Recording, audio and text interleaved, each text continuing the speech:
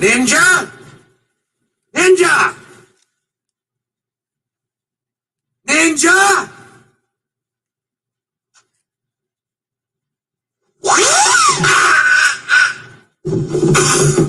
It's 11:59 at Radio Free America, and this is Uncle Sam with music and the truth until dawn.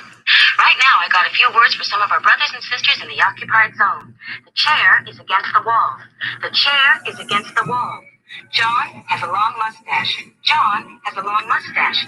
It's 12 o'clock, Americans, another day closer to victory. And for all of you out there on or behind the lines, this. How'd that happen? All right, well, so welcome everybody to our Daily Gun Show. Come to you live every weeknight at midnight Eastern, and we're gonna, start changing some stuff up here. So run the little promo here so that the thumbnail works over on YouTube, and now I can stop screen sharing, I guess, and turn this thing off. It also is used to brainwash. So now you're going to do all kinds of things when the show's over that you didn't even know. But thanks to Karate Bob, you will be. All right, well, so we start this show off with checking out some of the things that were going on today on the internets. And I got them down in the comments, or I mean in the description of the video there. Let's see. What is a FUDD? Yankee had some video talking about FUDs. I don't know if Clover's going to show up tonight because I wrote FUD in there or not, but I think they have different definitions of what that's all about. Let's see. And then we got most common gun control argument debunked. And that was Walt, dude out of California who's going to lawyer school, fancy lawyer school, and some kind of, I don't know, some kind of college educated stuff where he like breaks it down in a pretty decent way there. Highly recommend you check out that one. That's the first of a series of videos, and it's 6 minutes long, so we're probably going to end up watching that one tonight. Let's see, the season finale of Minnesota Gun Owners Caucus. So they had another show tonight. I guess it was the last of their season. Today it was about shooting sports, which is interesting. I'm sure they had it scheduled or whatever, but they're kicking it. Looking forward to what they're going to be able to do next year. They're not satisfied with just talking about day-to-day crap. I know that this one was scheduled because that's how they do it. But whenever they come back from their break or whatever, it's going to be interesting to see how they attack all this, because they're new and they're doing it well. I would say I told them, and I think I agreed. I was going to say they were one of the most well produced 2A live shows, but I'm going to go ahead and say they're the best produced live 2A show. Probably a little bit too much attention to it, but whatever. I'm sure it attracts people that care about that shit more than I do. Anyway, that one was kind of interesting. I know DJ was out there. We watched that one for a bit. I think Barbecue might have showed up. I don't know. Everybody shows up to these things different. So let's see. We had Daily Bullet was some girl in Florida who is running for loud or something noisy. She was loud. So I didn't listen to that one too long. I'm not going to listen to all of them. And I'm definitely not going to listen to some loud person from Florida who's basically running for Congress or something. I don't even know. I didn't listen to it. So if anybody listened to that one, let me know. But it's Daily Bullet, putting in the work, getting something out there every single day.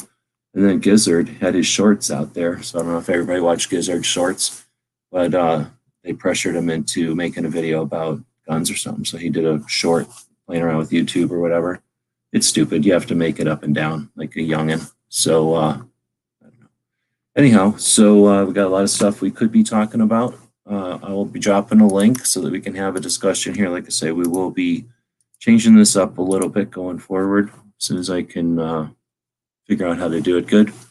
But for now, let's have a chat. So we got a couple of things in the description there we can chat about. We got Angelina out there from Alan Anchor. They had some interesting stuff going on, but I don't think any of those specials are still happening, but she could correct me if I'm wrong. Anyway, Alan Anchor has a lot of interesting stuff, and if you're branding or trying to get the word out on stuff, if you're looking for like a poster or something that you can hang, something with advertising or a saying or some kind of meme or something like that that can get the point across, check it out. They can do giant size printing now. Who else out there? Your barbecue jumped in. Good evening. Good evening. DJ's jumping in.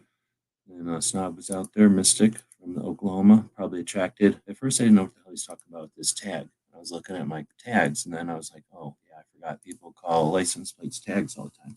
So he's talking about the license plates I've been using. So I found I decided to start using license plates to do the show numbers because why not? I do that every once in a while. And, or I change up the show thing once in a while. And I found just started to do the first brute force because I knew in Arizona we can go in there when we're buying our license plates and just type in anything we want. And if it's available, it'll show up on a little display because they spent a lot of money on that website or whatever. So I looked around and a couple other states had that on their websites. But then I found a site that just made it really easy to find those. So anyway, I used them all up. Not every state has that. Some states don't waste their money on that. And so now I'm just to where I just do a search, an image search for license plates.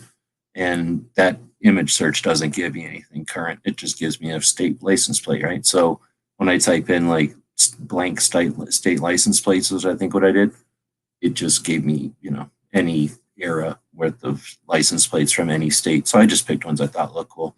In fact, the one today, I don't know if that's even available for regular people. It says, what does it say on there? Native American.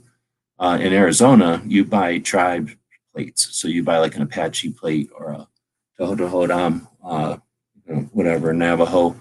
Like you buy the plate for the tribe that you want to. I think I don't think you have to live on the tribe or on the reservation to buy it. They just get the money from it. So I don't know if they just have one in Oklahoma or if they have them for each tribe. Anyway, 7 minutes in. You guys got anything for today? Mike, work? Have we been on this whole time? I don't have anything offhand. Yeah, my mic just dumped. No, I caught a couple of those shows today, and yeah, Minnesota's discussion was cool.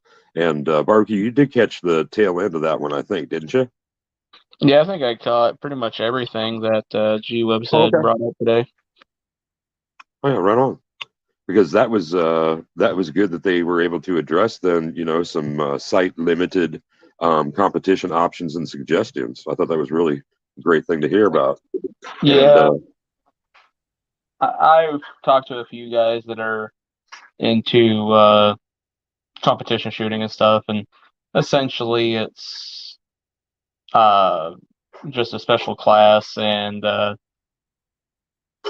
there's really not anything concentrated around people with visual impairments.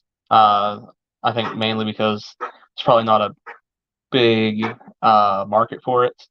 If I went, I'm willing to bet I'd probably be the only guy that shows up that day with a visual impairment. If there's another one, 2 out of how many people are actually showing up for that.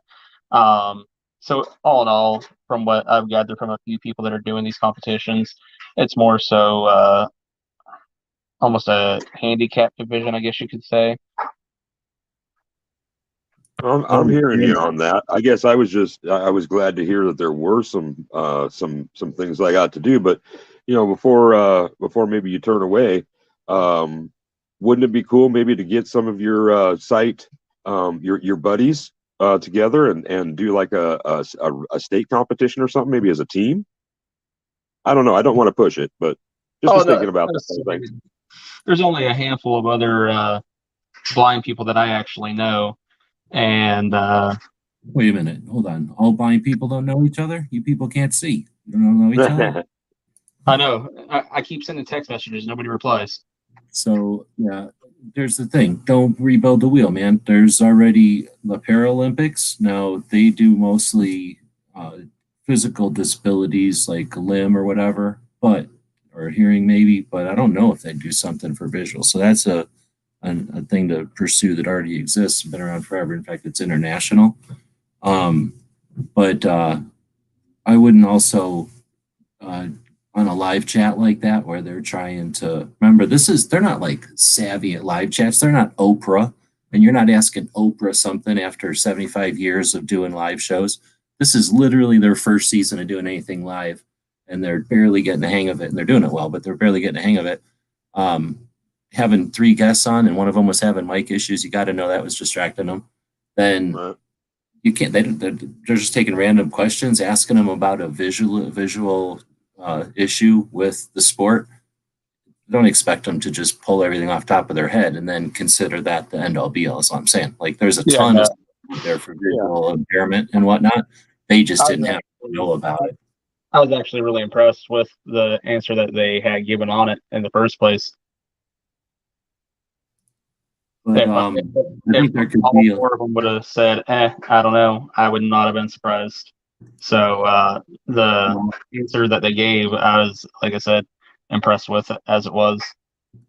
Yeah, I've been digging them this year.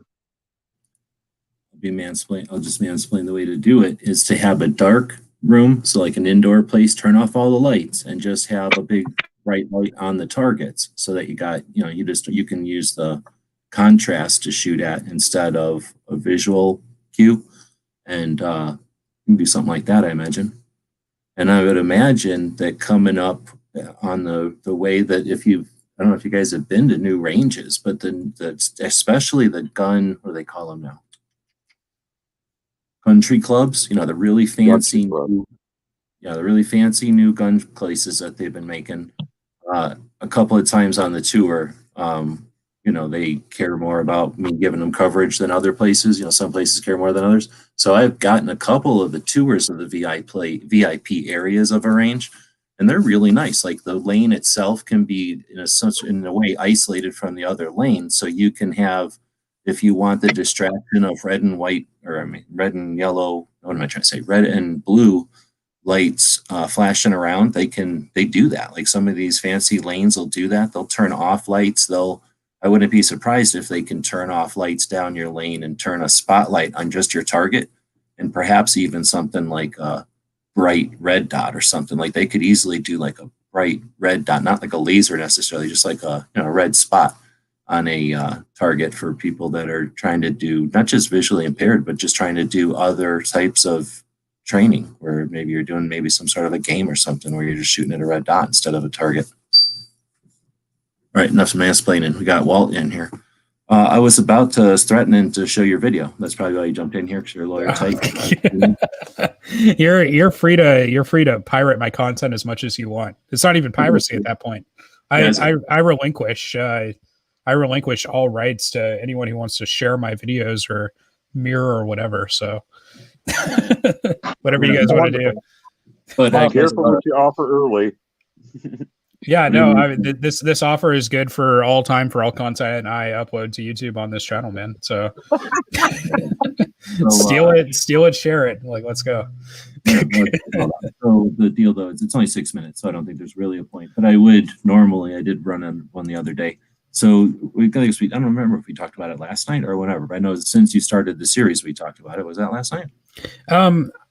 Gosh, I announced the series last night, and so I did like an overview video on the different types of things I'd cover, because I didn't want to cover literally everything because it would just be too much. If I keep it focused on like different types of arguments that we're going to see as debate points, I was like, yeah, this will do well. I think like this will be focused enough. And like, regardless of if it's like a popular series or not, it's one that I would want to do just so that the information's out there and like, hey, let's just run with it. Let's start by just getting like maybe 3 months of videos, like one a week devoted to this subject out that are specific and tutorialized. Let's see how they do. And if people are liking them and want more, cool, we'll keep doing them. Or if we've hit everything, or if there's still more left over, whatever, but we'll figure that out as we go.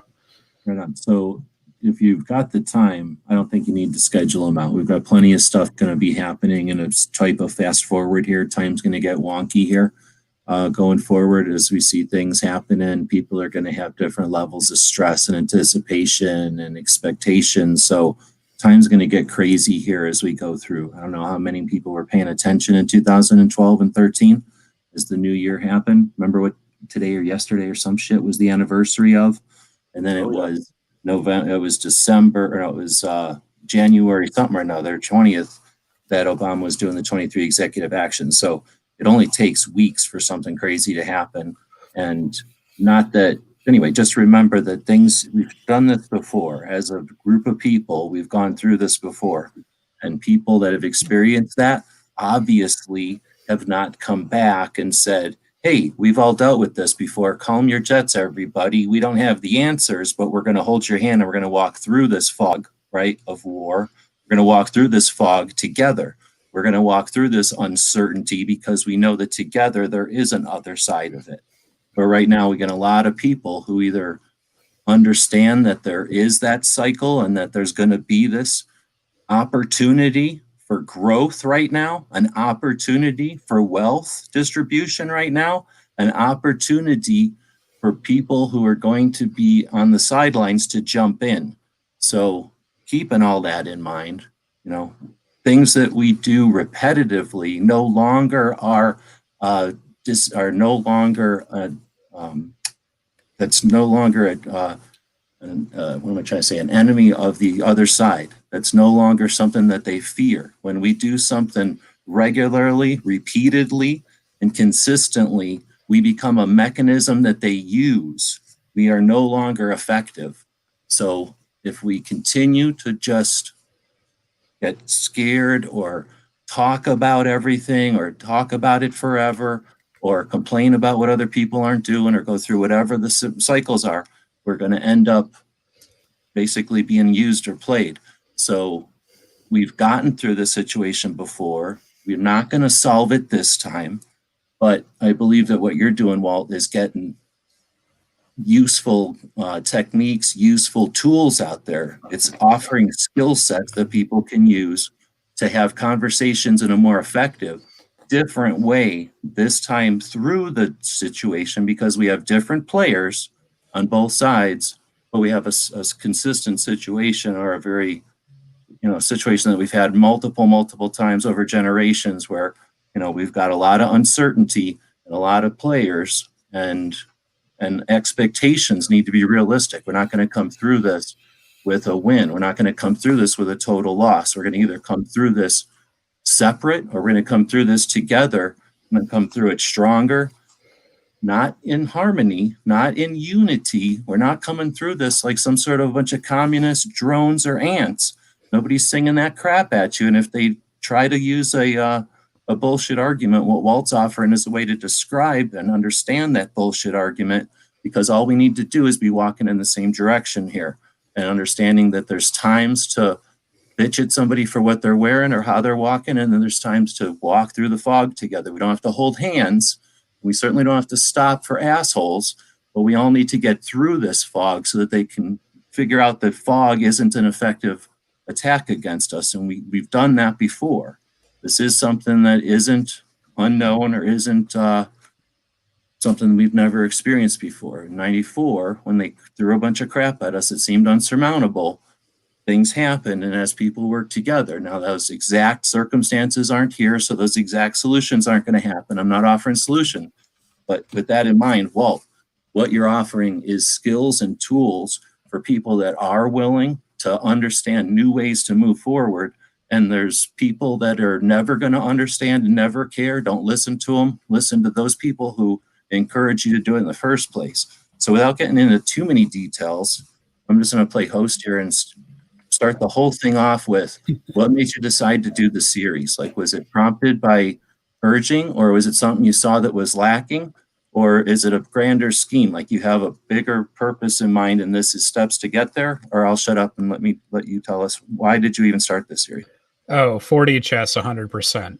I'm joking. The thing that really prompted me was just, I think, the continued conversations we've had here about the value of that for 2A activism. And I think the other thing that really, I think what solidified it for me, and it's kind of funny how I try to account for what influences me, and I try to think of what happened before I made a decision, because that's a really good indicator of what was persuasive to me, right? And that's something that we don't think about a lot.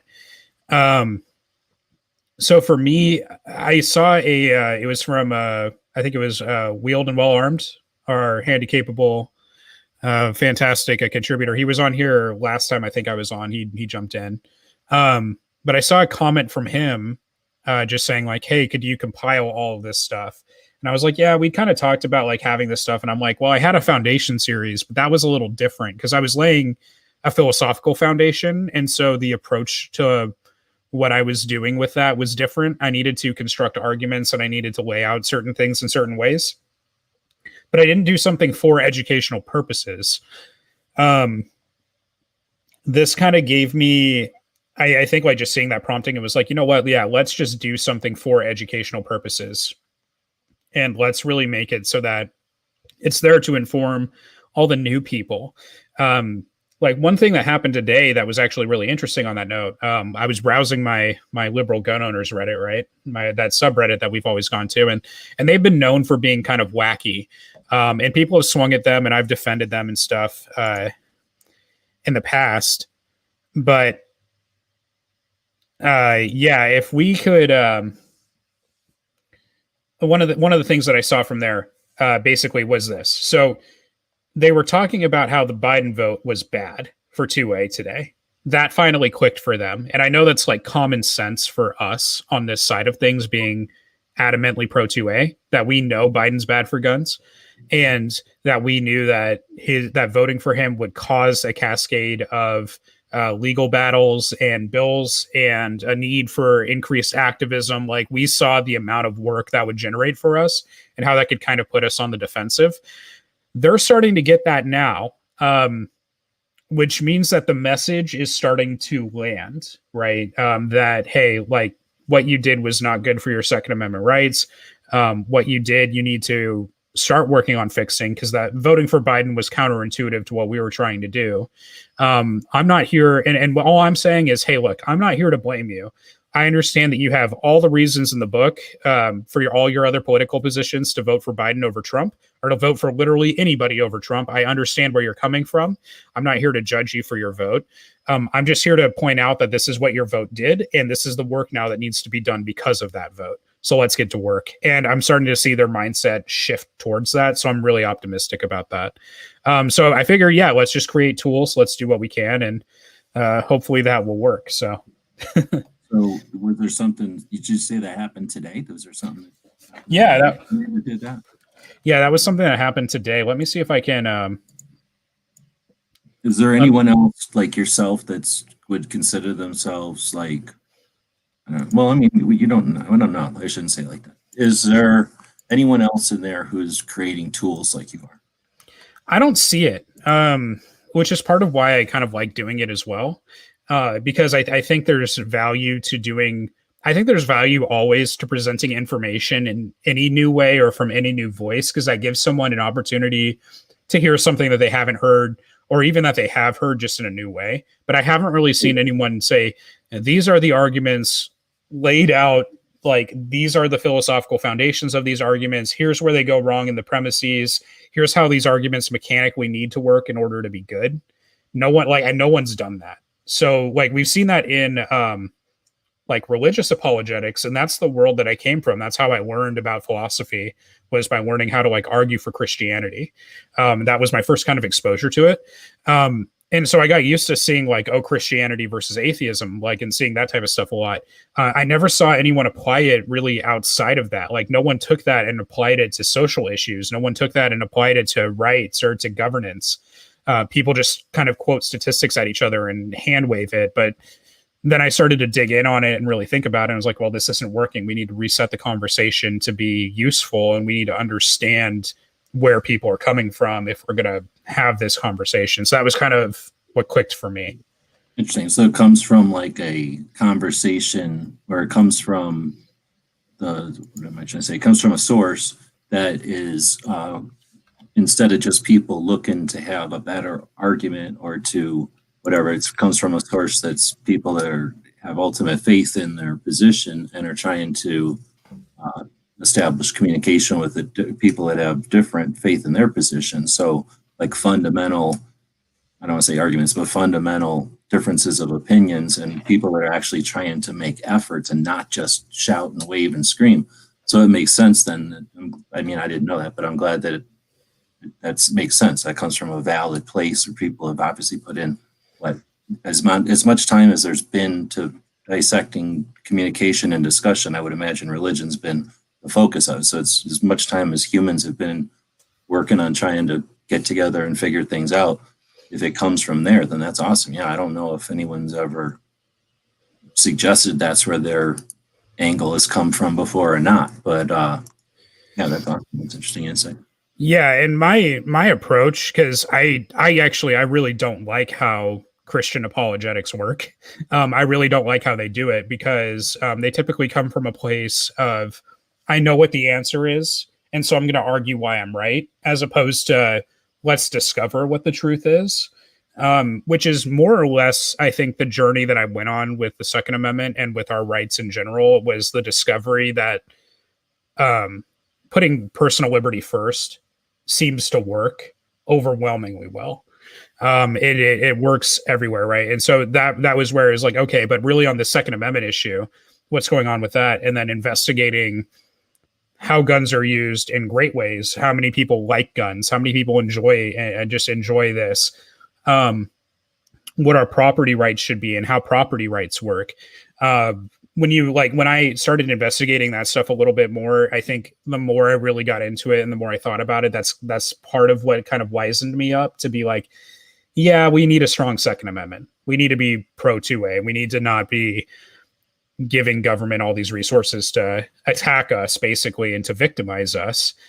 We shouldn't be keeling over for the government. We should be able to stand up and accept our rights and, whatever. So that was what I think really made that switch in my head kind of flick. Right. And so that's kind of what I try to think about. That link you put in here, do you think is there any kind of social problem with me putting it on the screen? Do they get mad if you put the Reddit stuff? No, not at all. Not at all. This is Reddit. You should be good. So I'll just screen share it then. So I guess then the person who did it is named. It's not like one of those anonymous things, but people can be anonymous if they want on here. Or is that I'm thinking of the other one? Yeah, you can be completely anonymous on Reddit. So I've totally linked all my accounts so people know it's me. They know what I'm about. But this is for people who are just maybe catching this because the show's so awesome and there's so many people that show up. This is this is a part of Reddit that's called Liberal Gun Owners, and it's got 115,000 people. So it's kind of like a channel on YouTube, except that a lot of people use it. It's not like one person owns it. It's been around since 2012, so it's not new. And what is this telling me? That there's 659 people online right now that are in currently browsing that subreddit. Yeah. So that's I would consider fairly active. It's not inactive for 600 people to be on here right now. I mean, that's almost as many people as are watching this live feed. So yeah, at 9:35 p.m. Pacific, right? So not their peak hours at all. The people probably run during the day mostly, right? Like Instagram, probably prime time is 9 to 5 when everybody's at work. Supposed to be working. Yeah, so it works. You put in a post, people upvote it or downvote it, and that way it gets seen by more people who are just like browsing the quote unquote first page, I guess, or front page. But the thing says, "What's up, fellow liberal gun owners?" And then there's a couple of paragraphs. I don't know if I should read the whole thing or if I need to. But basically, then they went in and edited it at some point. It's been upvoted 69%, which I don't know. You can give us perspective. Is that good or bad? Or does it make it? Is that a number? Yeah, if you're pushing positive upvotes, that's pretty good on Reddit, in all honesty. So if you're getting really good is when you start getting over 100 on subreddits like this. That's what I would call really good. And then you're fantastic is when you push 500 and beyond. Because that's where you're going to be on that page for a minute, right? Okay. But yeah, getting to 91 upvotes or whatever, that's pretty decent. And that means that because people could be downvoting, and if you were to log in, make an account and downvote right now, it would go to 90, right? So it means that overwhelmingly there's positive sentiment with that post out of who's reading it. Kind of an indication of trending then also, because if it was a negative persistently, that would show you that it's trending down, that people haven't ever, well, anyway. So then we got 176 comments and it's only a day old. So, I mean, that seems decent. And then I don't know if there's I guess I got to log in. I feel like logging in to watch it all. But is there anything in there that's worth So Grab? yeah, so I think if you go to view entire discussion, you'll see, I think you might see my account. If you just like control F and type in Walt, you should find my name. But I just went back and forth with these guys, and like you can see exactly how I'm talking to them there. 90% of the ladies that are watching this are really old. So when you do control F, that's telling your browser, right? This is my browser window. This blue thing is my computer. This is another browser window. And I'm talking to these guys on this browser window. If I type control F, hold down the control key, that's the same as going in and clicking over here and looking for find somewhere. And then when I type in Walt, it's going to search on the website that you're on for it. So if people don't know that, it's like amazing tool, gets you to get to places on big websites a million times faster. Anyway, I started to interrupt, but just to give people heads up. Oh yeah. Hotkeys. Right. But yeah, so I just basically said like, hey, look, I get where you're coming from, that like you think that SCOTUS and Republicans and the NRA are going to do your job and everything. I understand that. I understand that you're trusting what Kavanaugh said. And I'm like, I don't though. So like really the bottom line is we have to push into flipping these politicians, because we're getting to a point where effectively we're up Schitt's Creek. The good news with being up Schitt's Creek is that in this case, we still have a paddle. There is still things that we can do. And that doesn't mean that we're totally screwed, but we're not heading in a great direction with the Biden Harris administration. So we have to do things about that. And if you click on that thread where it says continue that thread underneath, you can see I got some pushback where people are like, no, that's not what's going on and what have you. And then I also had people say like, oh, well, you voted for Biden. Which is actually one of the things that I get accused of the most, just because I work across the aisle. The gun community has been, in that sense, a little toxic to me because I get labeled a Biden voter because I'm willing to reach out across the aisle.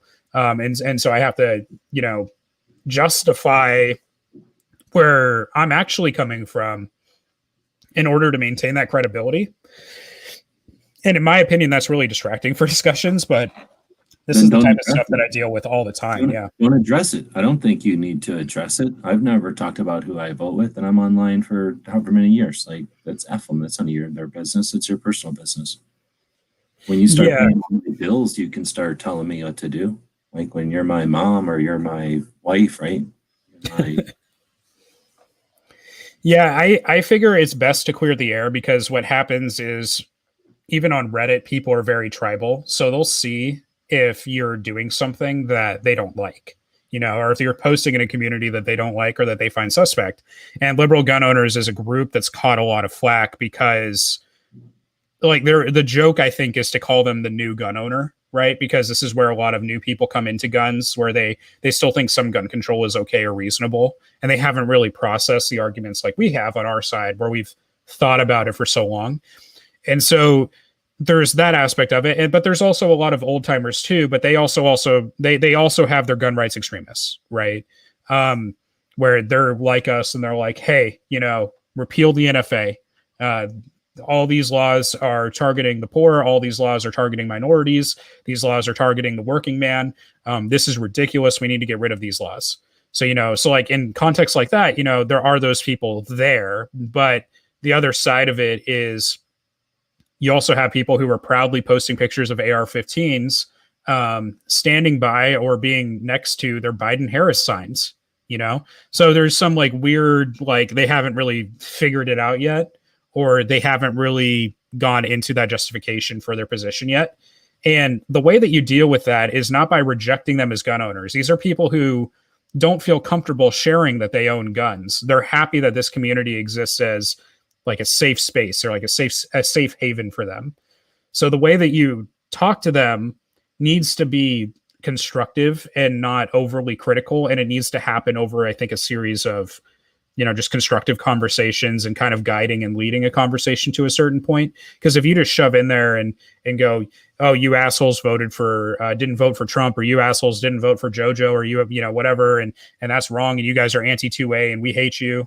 If that's the mindset you take when you talk to these people, they immediately want nothing to do with you. So you have to be willing to work with them and hear out their perspective. And oftentimes they do have a lot of good things to say.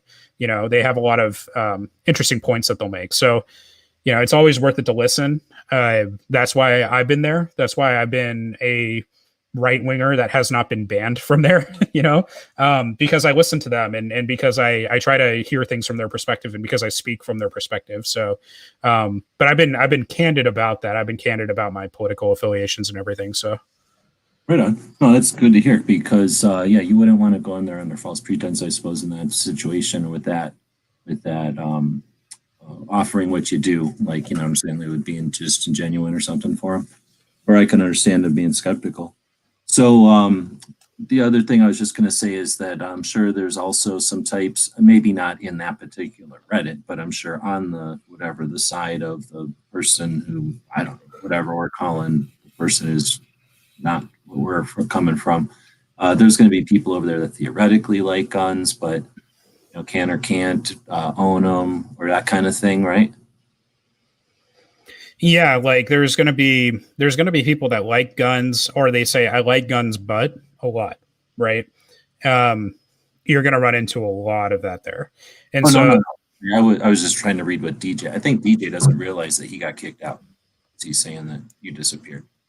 I was trying to figure out what he's talking about. No, I guess I'm saying there's got to be on the other side that are theoretically okay with guns. They just, for whatever reason, don't own guns. You know what I mean? Like they're not gun owners, but they're liberal pro-gunners, if that makes sense. And they may have crazy ideas about, you can still vote for Biden and blah, blah, blah, because they don't own guns or really care, But I'm just saying, like, there's got to just be a bunch of diversity over there. So, yeah, if we think they're all one way or the other, we're shooting ourselves in the foot. That's like saying all deer are the same. All turkeys are the same. You go hunt for all critters the same. Like every deer you hunt the same, not knowing that coos deer are the size of German shepherds out here, and you got to go catch them, on the side of a open hill where there's hardly any trees. It's just scrub. But sure, that's the same as climbing a tree stand and putting a salt lick underneath and collecting the largest of the deers you feel like that year. Like, we know there's a difference between hunting, but we think there's some way to talk to the liberals. No, come on. If that's the case, then we wouldn't be in the situation we're in. So I agree. I want you to understand that, what you're doing there has significance, and there is no right or wrong way to do this. But because there's so much nuance and there's so many people, we need multiple individuals out there with themselves in the game, right? So the fact that you're doing it and then bringing back something to offer others as either direction or ideas is awesome. I don't know what DJ's trying to say. Live only happens once. What are you talking about, man? I think he's back now. I'm just talking about live experience. I mean, things only happen once for the first time, So I guess I was, kind of giving Walt a little friendly jive there because I'm glad he joined us with movement. It took me a minute there to figure out. He was a static screenshot there for 15 minutes before I figured out he wasn't live. But yeah, just a little levity. Yeah, I think it should have been good. I didn't see, like, I've been seeing the movement on my end, but I don't know if that's what YouTube has been seeing. So what are you talking about? You've been fine. Yeah, I don't know. Maybe it was just DJ setup. I don't know.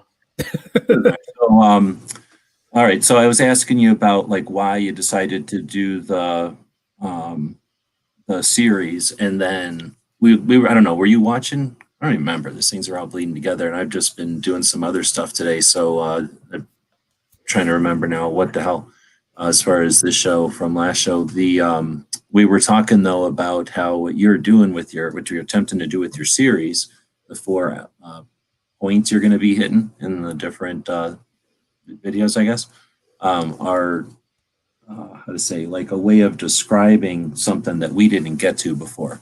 So with Woods and Smeggy. Were you here when we were talking about this? Am I repeating myself? Or I think we talked about that a little bit today. I think you brought up that point a little bit earlier. I'm talking about in the live chat. So DJ, was Walt here when we were talking about this last time, or was it just Smeggy that we were?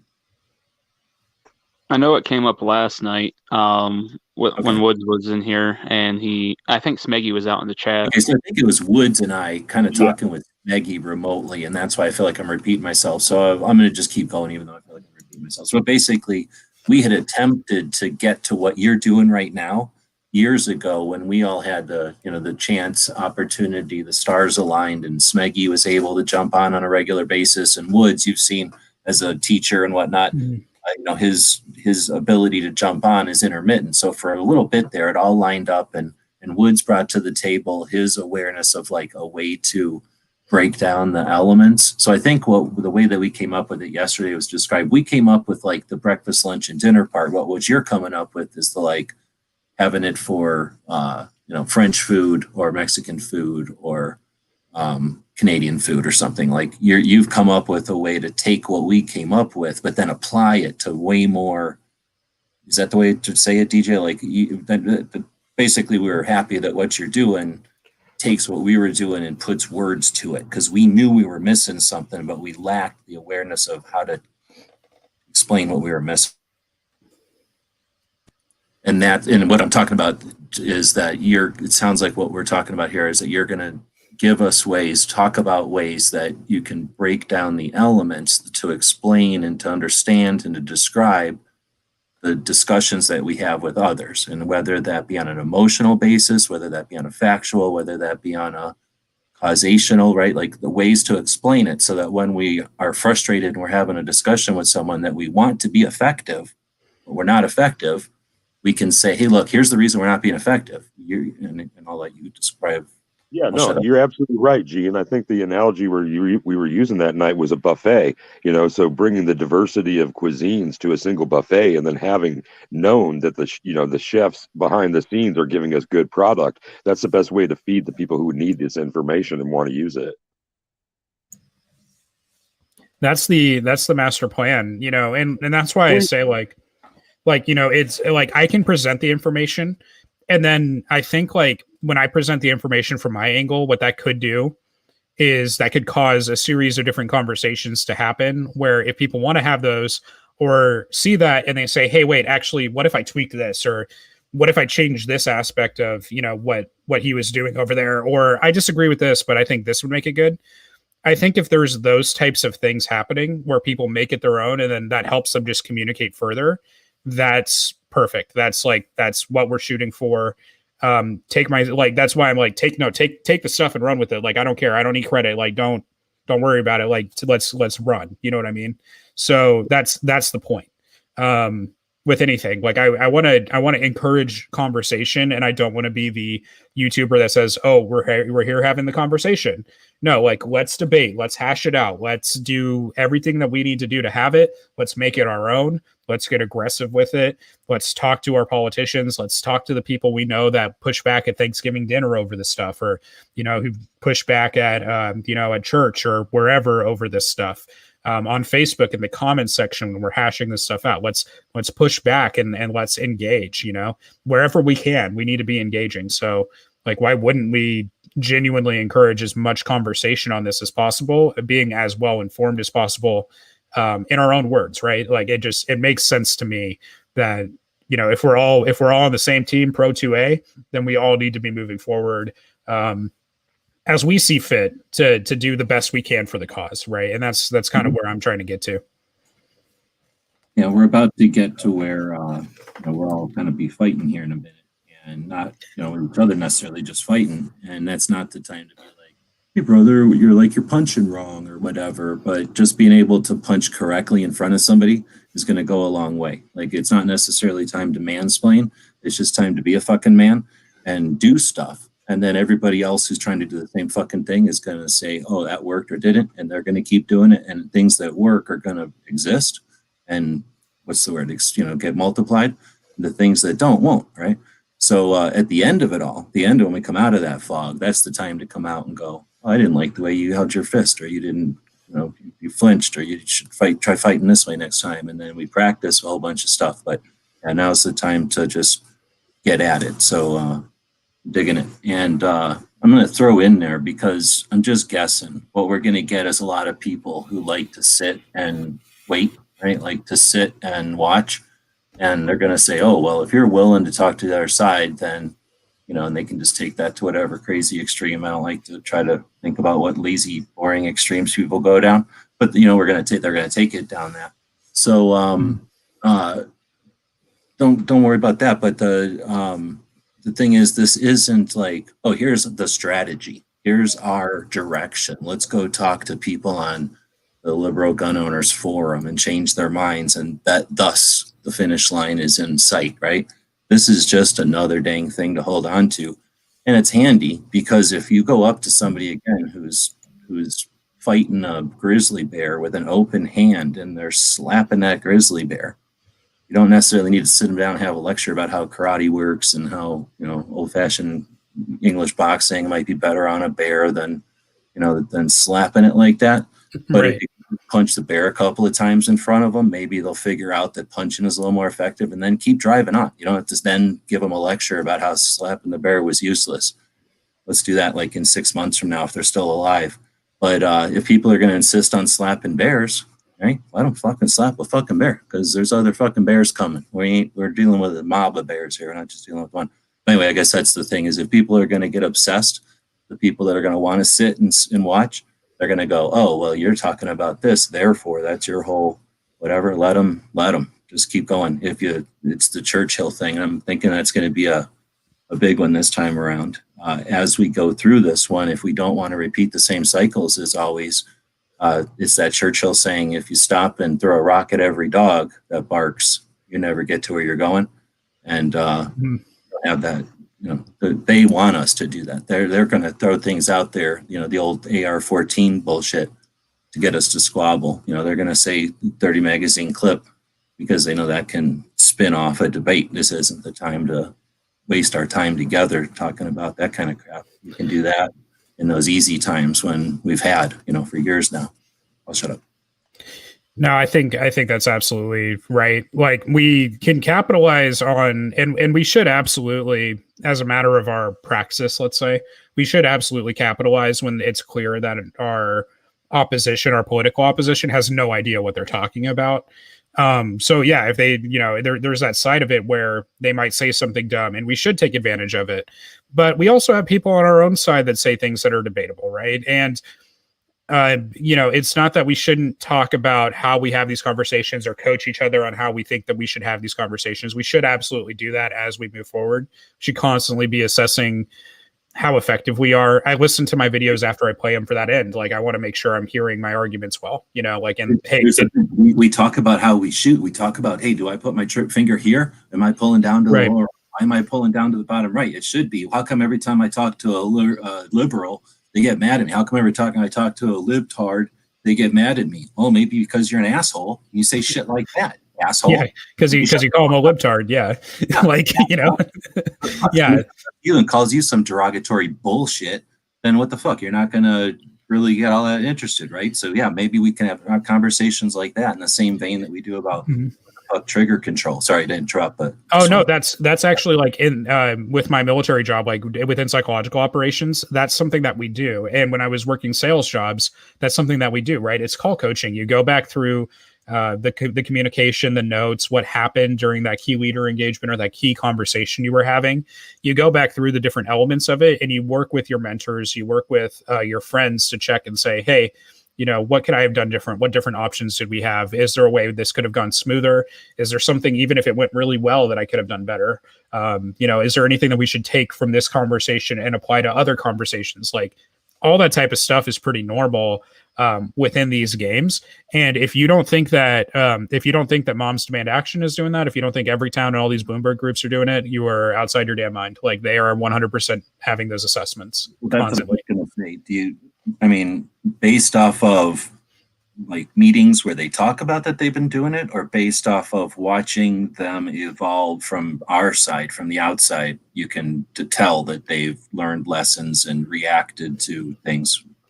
I know based off of the nature of the education and background of the people who run the organization.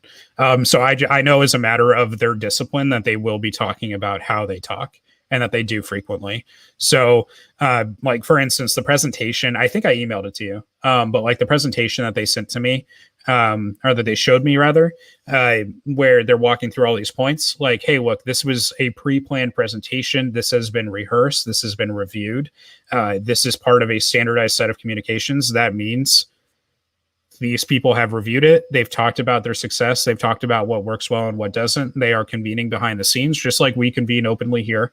They are convening and meeting up and discussing what they can do better, what other information should be included. They have teams that are devoted to that and devoted to constructing the evidence, the arguments, the persuasive techniques. And like, why wouldn't we, right? Like, and I think this was actually like in our very first, like the first time I think I ever talked to UG on this program, that was one of the things I brought up was like, you know, where's the target audience research? Where's this stuff? Like, if we're not doing that and we're sending millions to these gun rights organizations, but they don't know their target audience, they're wasting millions. Because, and the reason that I said that so confidently, it wasn't to shit on any of these organizations. It wasn't to say, hey, FPC, you're doing a bad job, or GOA, I think you're doing a bad job, or anything like that. I don't know how they conduct business. I'm not in them. But if we're not understanding our target audiences and we don't have a clear objective and play in mind, then we're just not following the playbook, right? For activism, for advertising, for marketing, any of that. So we need to make sure that we have a playbook ready. Yeah, this chick that hates me now, I think, was her thing, and I don't know what she did with it. But going into the rally of 2018 in DC, she was new to the scene, and coming from a small business, a successful small business entrepreneur type of background, her concern was that the community, the 2A community, quote unquote, the activists and the organizations, that they didn't have something like that, some sort of at least a coordinated, some sort of set of list of campaigns or set of options or some sort of coordination. And she brought up the idea of like having some sort of a multi-phase marketing concept, so that at least you could offer new activists or people interested in doing stuff, some sort of more direction than just here, go wing it, go figure it out for yourselves. Like, let's all depend on everyone having some sort of feeling on how to talk to people, or some sort of inherent success on how to communicate, in order for the Second Amendment to rely on that. Like, have something where we have experts or money that can find experts to provide, data, info, whatever it is. Going beyond what she said, but that's where I saw it going. Like I said, I'm not sure with everything going on what happened with that, but it would be interesting to see. Now, obviously, no one's going to expect anyone to walk in lockstep. Like I keep saying, we're not freaking Chinese ants or something. Not looking for a hive, but having battle plans and saying, look, here's the battle plans. If you want to take on one of these, go for it. If you want help, ask. If you don't, then you know where the rest of us are going. But, that's the direction. And we don't need everybody to walk in lockstep, and we certainly don't need everybody holding hands. People that are going to suggest that's what people need are either too afraid to stand up and start doing, they're not capable of standing up or doing, or they're observers who are trying to just get some kind of blip on a radar by wasting everybody's time talking about how everybody should, isn't achieving some unrealistic expectation that no one's asking for. Yeah, and to that point, I think there's a big conversation to be had about how we discuss collectivization for the cause, right? Because there is that aspect where we cannot lose our individuality, and we should not lose it. Like, we have a moral imperative not to. We believe in a right to keep and bear arms as a personal right. So there is something there to be said, right, with this is a personal mission. This is something that we all have to take up our individual responsibility on, and we need to do it how we see fit as individuals, and we all accept that. On the other hand, we also accept that when we team up, we're stronger, right? Exactly. And unless you're adept, you can do more than one thing at a time. If you're a feeble, you can only do one thing at a time, then sit down and watch everybody else and maybe cheer if you can. Otherwise, shut up. If you can only do one thing at a time, try shutting up. But if you're not feeble, then yeah, engage in multiple strategies. You own a handgun and a shotgun. You think shotguns are so valuable, and you also own a rifle? Amazing. You own 3 disciplines. How about doing that with activism? Absolutely. So yeah, like absolutely train it up, because we have different forms of activism we can take. We have different fronts in this battle, and I would probably say that there's like 3 major fronts as I would split it up, just for the sake of like easy explanation. So we have the social front, which is everything cultural, right? So, is open carry allowed by Starbucks? If not, then we're losing a cultural battle with Starbucks, and we need to figure that out. Can you carry concealed inside a Walmart? Yes or no, right? Like all these different questions where there's all these different mom and pop shops that have different, different policies, different outlooks. How does your neighborhood look at you when you open carry outside?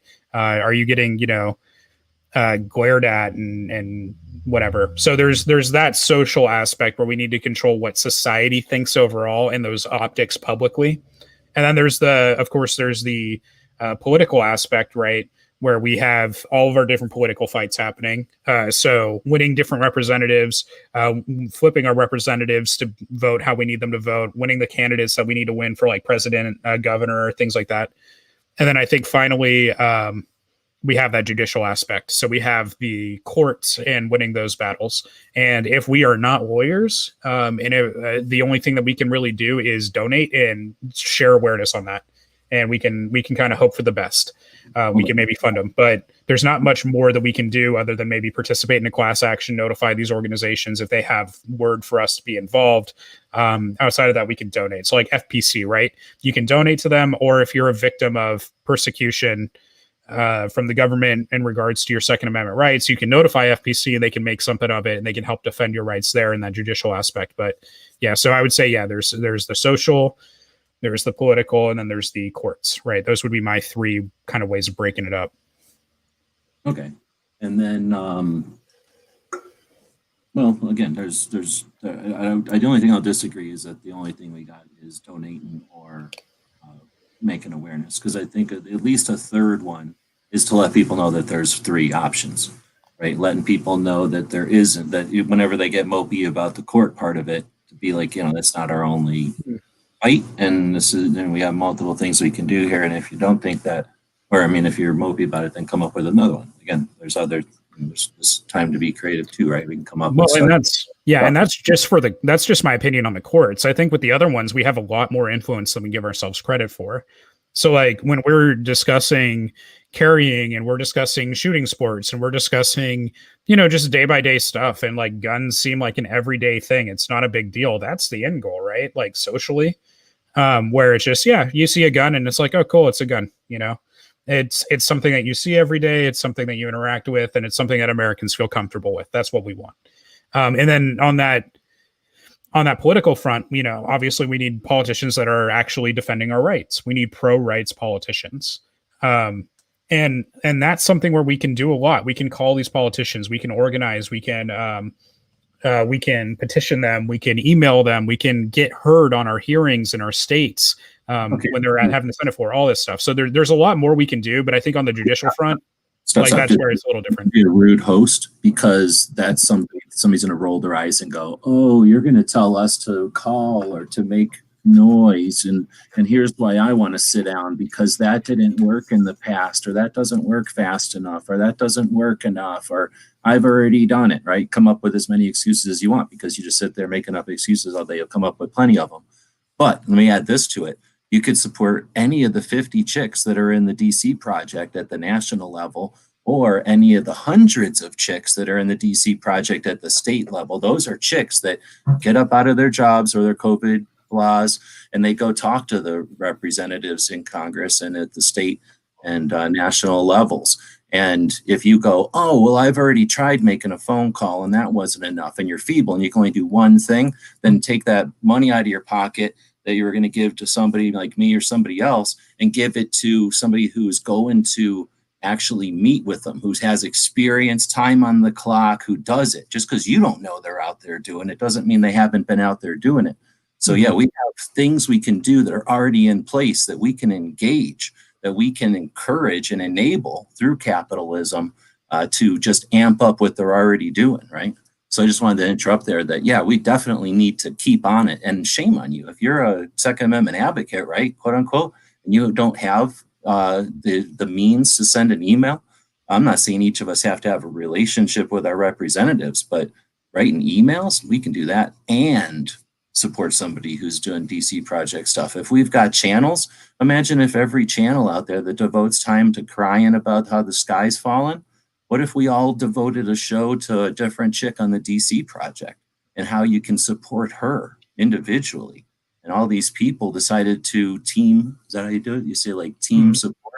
Like, oh, I'm going to send $1 to each chick on the DC project. That's $50.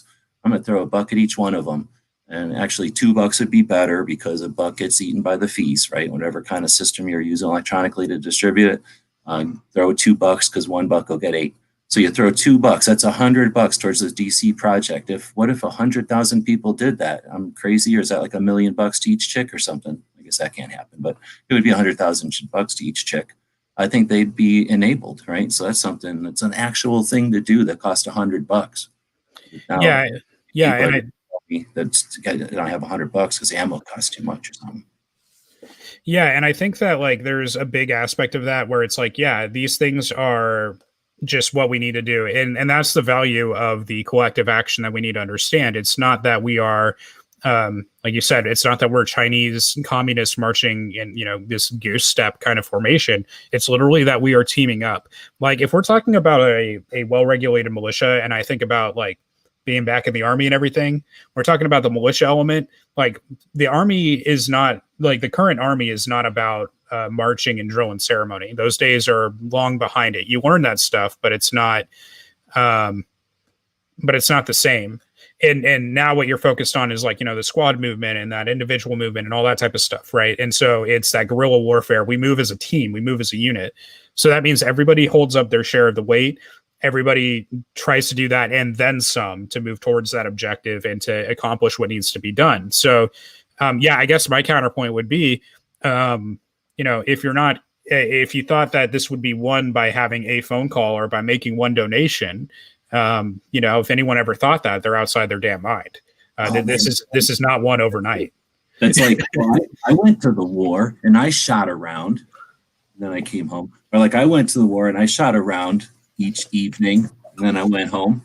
Yeah, that's a great one. Yeah, like when I was deployed, what we got out of our efforts was a mostly peaceful Arab Spring and a mostly peaceful transition until ISIS came back in. So, like these wars are not won and fought over, or not fought and won overnight.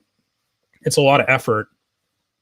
And it takes so much effort, so much work. But we can also do a lot of things, like you said, leverage the systems we have, leverage that marketing automation, leverage the technology that we have.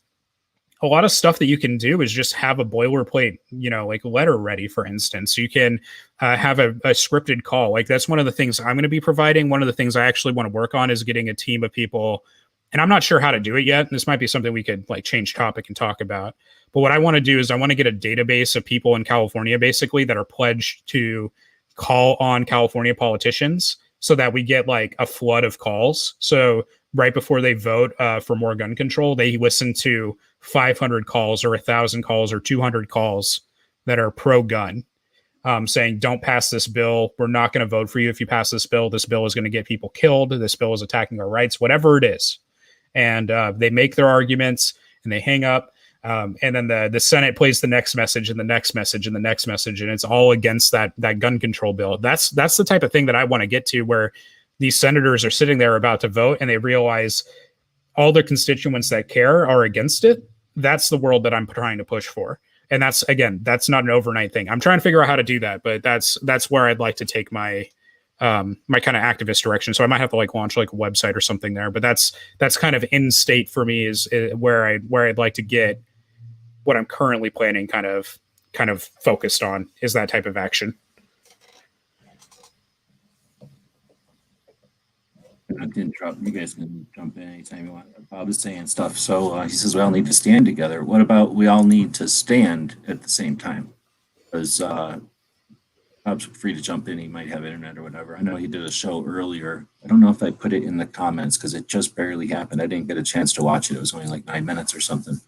But I was going to say Bob's been around the block is a bunch of times, right? More times than a bunch of Americans. I shouldn't say that because Bob is an American. He's been around the block more times than a bunch of U.S. citizens have, even though he's a Canadian citizen. And he's been more active than a lot of U.S. citizens have, only because U.S. citizens don't have an obligation to be active in this stuff. This is something that we unfortunately have an obligation to, be to some extent to defend liberty, but everyone's personal responsibility or obligation is up to themselves. Like there's no, you have to be this high to join to be a United States citizen or something. But Bob is a Canadian citizen. Has definitely been involved and participated But my question is, Bob, I'm not interested in having another observation. You know me. I mean, I fucking closed down gun channels because I wasn't going to participate in yet another year of the cycle, right? And the bigger cycle is when we get attacked as a community, as a bunch of people, we tend to, get a bunch of black guys and we live through it. And then a bunch of people get hardened and get all upset. And then if they don't get a fight again, they're not like firefighters who can somehow stay. I don't know how firefighters stay motivated if they don't have fires. Maybe we should talk about wildland firefighters because they have less frequent fires, I suspect, or firefighters somewhere where it's all aluminum, right, where they don't have a lot of fires. But as activists, we are created, we're forged by the turn of events that happen, usually out of nowhere. At least everyone I'm aware of suggests that their origins are from getting attacked out of nowhere by the second, some sort of Second Amendment issue. And then we do stuff almost always successfully. In fact, just about always successfully. We've only ever lost by being blindsided. We've never had a fight that we didn't win. Maybe I'm wrong, but it seems like we basically have a pretty good record of fighting when we deliberately fight. We have had some black eyes and stuff. But anyway, what happens is the people that get hardened and forged in those fights, they eventually there's no fight. They wear out, they go away. They're not hardened anymore. They're just not there. And I don't know, they either get sick of it or they're not here or they don't have the same circumstances. It's easy to be in a fight in 2012 when you've got nothing to do and you're just out of college, and then, you come however many years it is later now, 8 years later, and your kid's 8 years old and you don't have them shot in 4 years. Are you going to be the same activist as you were? Is it their fault? What the fuck, Or I was in the army a long time ago. Walt was in the army a different time. Like my grandpa was in the army a different time. Is it somebody's fault that a war happened? I mean, what the fuck? It's not our faults. We just can do what we can do when we're individuals. So, the people that were there before may or may not be here this time. So anyway, I guess what I'm getting at, Bob, is that saying we all need to stand together is just so much saying it. I agree. Yeah, that's in general theory, sure. But I'm saying we all need to stand and fucking do something. And it doesn't need to be willy-nilly, and it just doesn't need to be in reaction to, but it is time to set down the toys, and it's time to start paying attention, if nothing else, to be ready. And I think that it's more than time to have already started doing stuff. So anyway, I believe we all need to stand up, but the together part, I'm going to say at the same time. That's a long-ass way of explaining why that. But anyway, I guess I was asking Bob, do you really think that, what does Bob think? Like, he understands that we've had this cycle of, and I don't know, I tried to explain one route that people might have taken as an activist and then lost your way or whatever and not come back to fight again. But what does Bob think? Like, I think that the problem is, or that we don't win anything by doing the same thing each time. I think that when we are repetitive, we become a mechanism for the other side. When we become something that's predictable, going to get a consequence out of it, we just become our own worst enemy. When they know that they can throw AR-14 in front of us or say 30 caliber clips, that they're going to get a feeding frenzy and we're going to waste our time. It's like, it's just we're being duped. So anyway, I think that I'll shut up, let you guys say stuff. That's my explanation of Bob about we all need to stand together. Well, one of the things that I was thinking about right away there was we may have to embrace the reactionaries once in a while, because right now, and I can point to a couple of the chats that I've been in just today and yesterday, that I am, and I imagine a lot of other folks are too, absolutely sick to fucking death about beating the dead horse of the election and what's coming and how afraid we need to be of it. Or number two, which only came out of first place because of the election, which was, oh, the mask, it chokes me. I don't want to wear it. Signs suck. All this other stuff. It's like, okay, we're doing that. We're fine. Everybody's doing their own thing about it. Let's not get so freaked out and distracted from something that's more important. It's the more important shit that's falling through the cracks right now due to the repetitive, idiotic nature of these digressive conversations and all these supposed gun chats. Pisses me off. Sorry. Well, no, it's all good. Oh no, go on. Actually, I'm really interested in like hearing more perspective on this, because I think because you guys have been in the game like a lot longer than I have, and so I guess my question, DJ, would be like, what are you seeing in the gun chats as far as because I embrace a little bit of reactionary content myself, right? So like I'll go and I'll cover some 2A news occasionally, and I will absolutely market a headline and I'll do stuff like that. but I do that to bring the audience back for like other content that's 2A centric and focused. Like I want to kind of create an ecosystem. And so I will do things to market. I don't want to be dishonest ever when I do it. And all that. And I know reactionary carries kind of a connotation, but I'm interested in hearing, I guess, more about just your perspective on like the reactionary content out there you're seeing and the gun chats you're seeing and what the problems were. And before you talk, I'm going to step away from the camera, but I can still hear you. I'm just going to go get a glass of water. So absolutely. Let me throw a layer in there because of what you said, and then just to throw a layer in there on what Walt said. I think that you can apply what your frustration is to the bigger picture. And I think that one of the reasons I think our fight here for the Second Amendment is interesting is because we can lead the way. And if you look at what you just said there, DJ, that all that frustration, if you take that, I thought at first you were talking about in general, or I thought you were going to say about 2020, but when you ended it with saying in these gun chats, it focused it down, and you're correct. But I'm just saying now apply it without that last caveat. And if someone wanted to frustrate the shit out of a group of people, they're going to just bombard them with spam calls. Like I don't answer my phone anymore because of spam calls. I don't think they're out to get me. I just think that a bunch of people answer their damn phones still, and that works for spams. So they call everybody. And now I don't answer my phone, right? And we live in a world where I don't think a lot of people just answer their phone to everybody, right? Because we all have caller ID. So I'm just saying that, you know, there's this way that they, what's it, attrition? Like they can mess with us and mess with us. So, okay, that being said, I'm not here to just state the fact. I'm trying to illustrate that what you just said there can be applied to a bigger picture. So how do we fight that on the bigger picture? By mastering it, by accomplishing, challenging, and overcoming it as a firearms community. Let's go right after NFA. I'll fucking sit here and debate anybody. I think this is a perfect time to go after the NFA.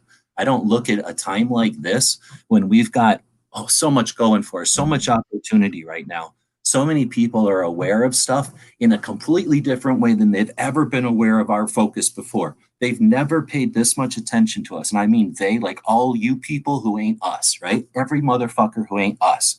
They have never paid attention to us like they have now, or like they're about to be, without an atrocity, without some motherfucker killing a bunch of fucking innocent people with a political motive and somebody getting infamous off of these motherfuckers. We have more attention on us and the situation than we've ever had, ever. It's unprecedented. And we have more people on board with it than we've ever had before. We have more woke motherfuckers who were born with cell phones in their hands. They don't even know life before Amazon. Those people now are gun owners. If we think that whatever the fuck we think would have worked is going to work going forward, it ain't. So I am 100%. I bet you we kicked NFA off the effing table. They're about to go after braces. Most of the people who are upset right now, who are actually upset, because remember, only a portion of gun owners get upset, right? The older people, the whatever you want to call the oldens, right? People that are old, they only get upset every once in a while when it bugs them, when they got extra time to be upset, or when it's valuable to them to be upset or whatever, right? The kids that are upset right now have never owned an AR pistol without a brace on it. Like, this is an opportunity for us that them idiots don't know. Walt says that they're paying attention. I don't know if they're paying attention. It seems like they've got one rule book. All they do is update some names on it, and they keep freaking pulling plays out of it, or whatever that's called. I'll shut up again since everybody's back. But yeah, I guess my question's mostly just on the same kind of reactionary conversations that we've had. But yeah, to that point, kind of depends on who's they, right? Like, the kids absolutely need to be aware. And I think there's a lot of interest now, especially with like young people in California, centered around like how to get an AR pistol, because there are legal ways to do it. I'm not a lawyer, disclaimer, but there are ways that are legal to pursue an AR pistol in California. It's just nebulous and hard compared to other states where you can just walk in a store and pretty much just buy one and it's good to go. Whether or not they've got it, whether or not they got it, and understand that the world exists with AR pistols now, and that's only existed since 2014. Like, before that, there was not such a thing. Before 2004, and I never even really heard of an AR pistol. Like, you've seen one in a magazine, that no one ever owned one. So this is a relatively new thing as far as all guns go. But yeah, that's just the concept that these things exist and whatnot. It's just so such a small step to challenge the NFA. Plus, like I say, I'll keep saying it. We don't have anything out there for elderly. We don't have anything out there for the aging population that could be challenged in braces. And if they're going to do anything to come after us, they didn't come after handguns, the thing that is the most used thing in crime. Right? They didn't come after the thing that's stolen most. They came after a thing that deals with the ADA, American with Disabilities Act. They came after us with a thing that deals with disabled veterans.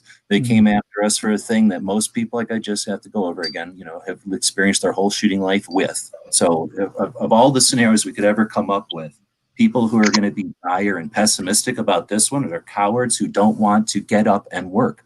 Because it's not time to get up and rack a magazine. That is so freaking ridiculous, futile, pessimistic, ignorant. I can't even come up with better words to say it. It's time to get up and use a microphone and your keyboards and your telephone, your feet, your wallet, all the shit that we already use, and not to have some unrealistic expectation with then they tune up the dial, that when they tune up the dial, and increase the stress level by putting on the pressure a little bit, that we expect victory, that we expect perfect, what's the word, like a perfect transition of everything to be some kind of Voltron defense force, from every crazy thing, we all come together and become Voltron. Quit being unrealistic. Get in the game, stand up. Don't quit trying to virtue signal everything you fucking do. You're not going to cross any finish lines. Scrutinize the people that are being optimistic. People are going to be making a fortune during this. People are going to change from small to giant in the process of all this.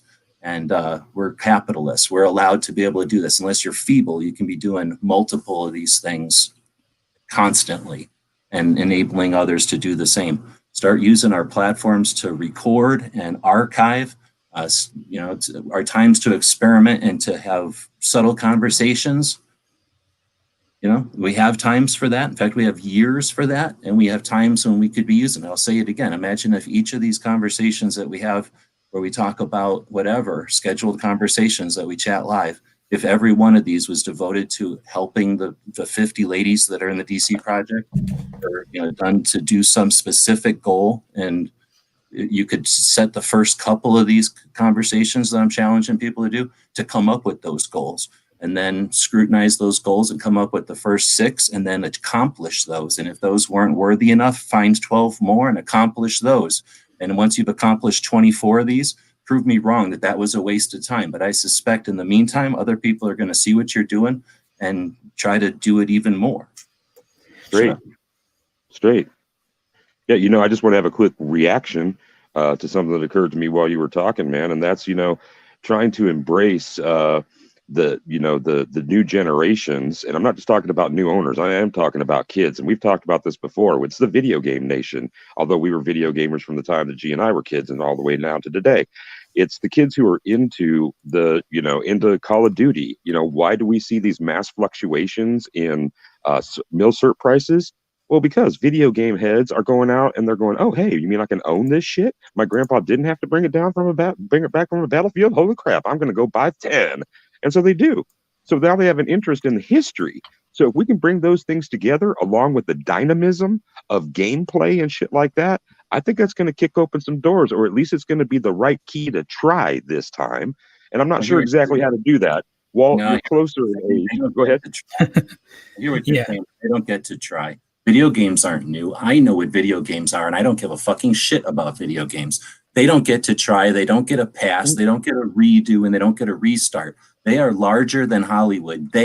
Video games are bigger than Hollywood. Bigger than Hollywood, right? So people that play video games spend more time on video games than they spend with their children. Prove me fucking wrong. They spend more time on video games than they spend with their children, right? So you're going to tell me that video games aren't a route that we could be using? Whatever the equivalent of a hashtag is on the internet, on Instagram, or whatever an @ sign is, right? Whatever the fuck that is, that phenomenon, if there's some sort of a thing like that on video games, then make it fucking be, where's my brace, or brace this, remember? Fucking what we did with brace this, with 15 or maybe 100 people did with brace this. Fuck you. Prove me as like a weak ass, incompetent nothing. Go onto a video game platform, go onto useless Discord and prove me fucking wrong. Go on to fucking useless Discord and make some fucking hashtag change the ATF's opinion of a fucking brace. Like until you see video games doing something, how much time how do you justify time on a video game in a time when there's changes, the world's changing? Like you just said, people are getting frustrated with people talking about the election. How much time you spending on a fucking joystick versus how much time you spending on a fucking grip on a fucking AR versus time on a telephone versus time on a keyboard. I read you, Roger, and I mean, one of the ways, and I don't know, Walt, I'm not sure when you served, but in '99 and 2000, I had government clearance enough to have to demo play through an Army training manual CD game thing, and it honestly was a first-person walker, and you went into the tent, reported for duty, then they sent you to here to check in, there to check in. It was boot camp basics for not for the Atari 2600 crowd, for the PS4 crowd, or whenever that shit came out. I'm not sure. But that was like nuts to me. I'm like, wait, I understand visual aids, but we seriously have gotten to this point. And then it was like, well, Terry, duh, man. What did you think it was going to be? That's what we're all relating to. All those people who told you, oh, you're just training for war. Well, no, I was playing video games, but now they really are playing video games to train for war. Kicking it to you, Walt, and then Barbecue, if you're still around, I want to know what you think about kids, video games, and gun safety. Yeah. So I dropped a link just broadly on the video game topic in the private chat if you wanted to see it, but there's actually a game that's in development right now. It's a gunsmith simulator, and the point of the simulator is just to clean up the guns, fix them up, modify them, and then test fire them. And that's all you do in the game.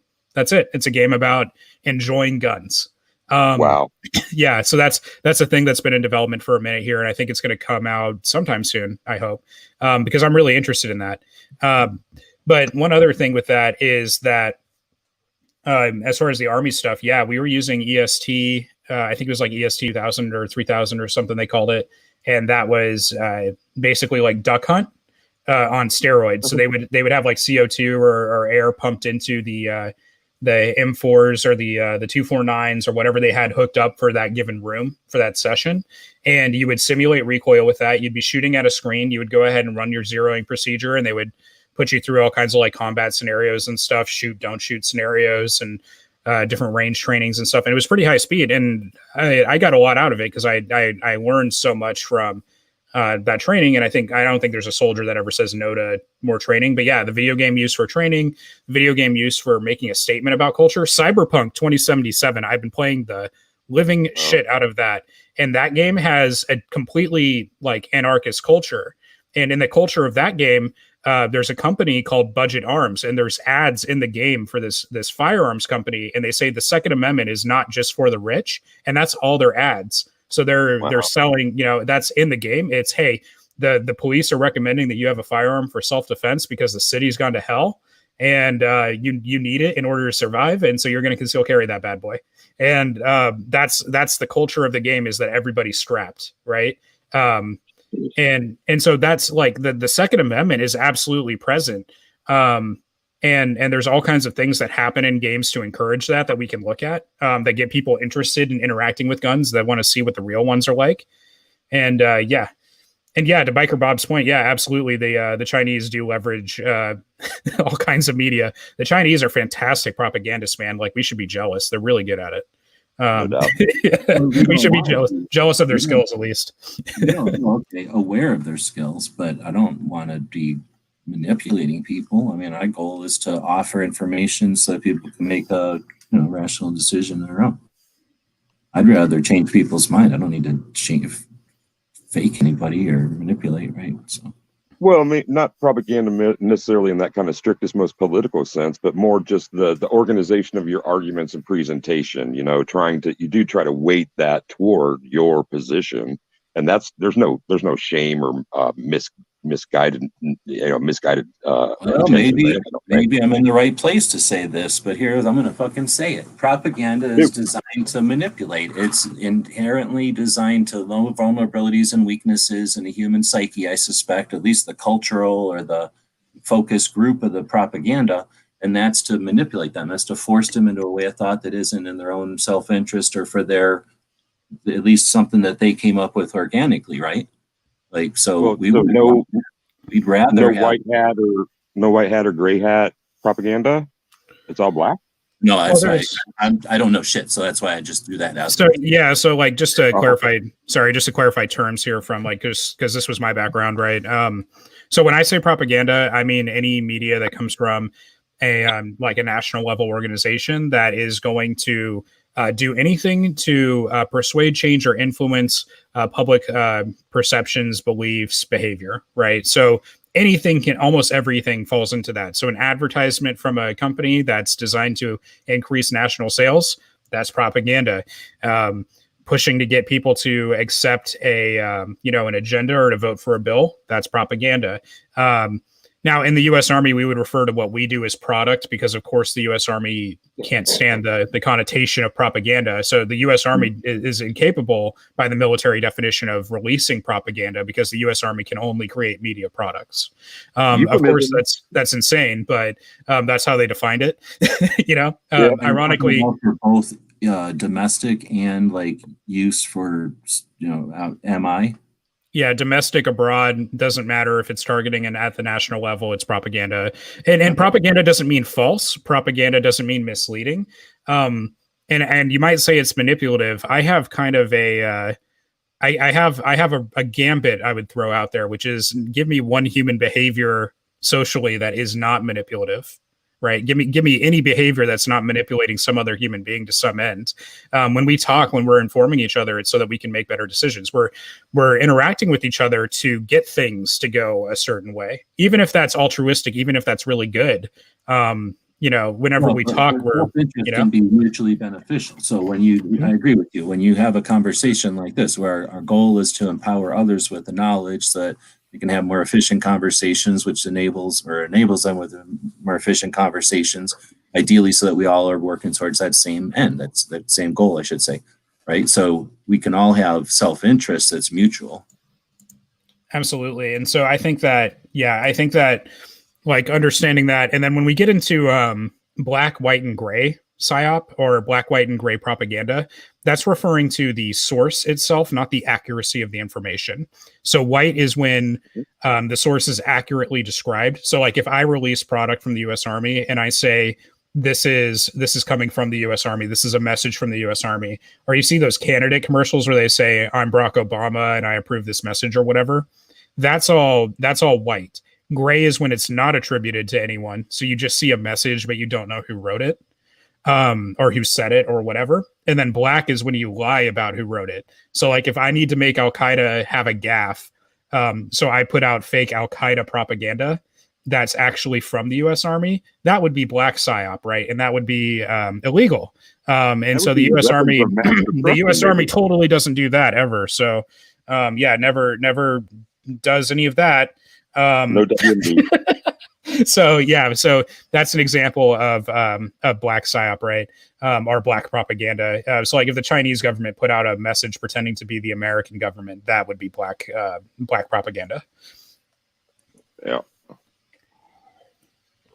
Anyway, we were saying.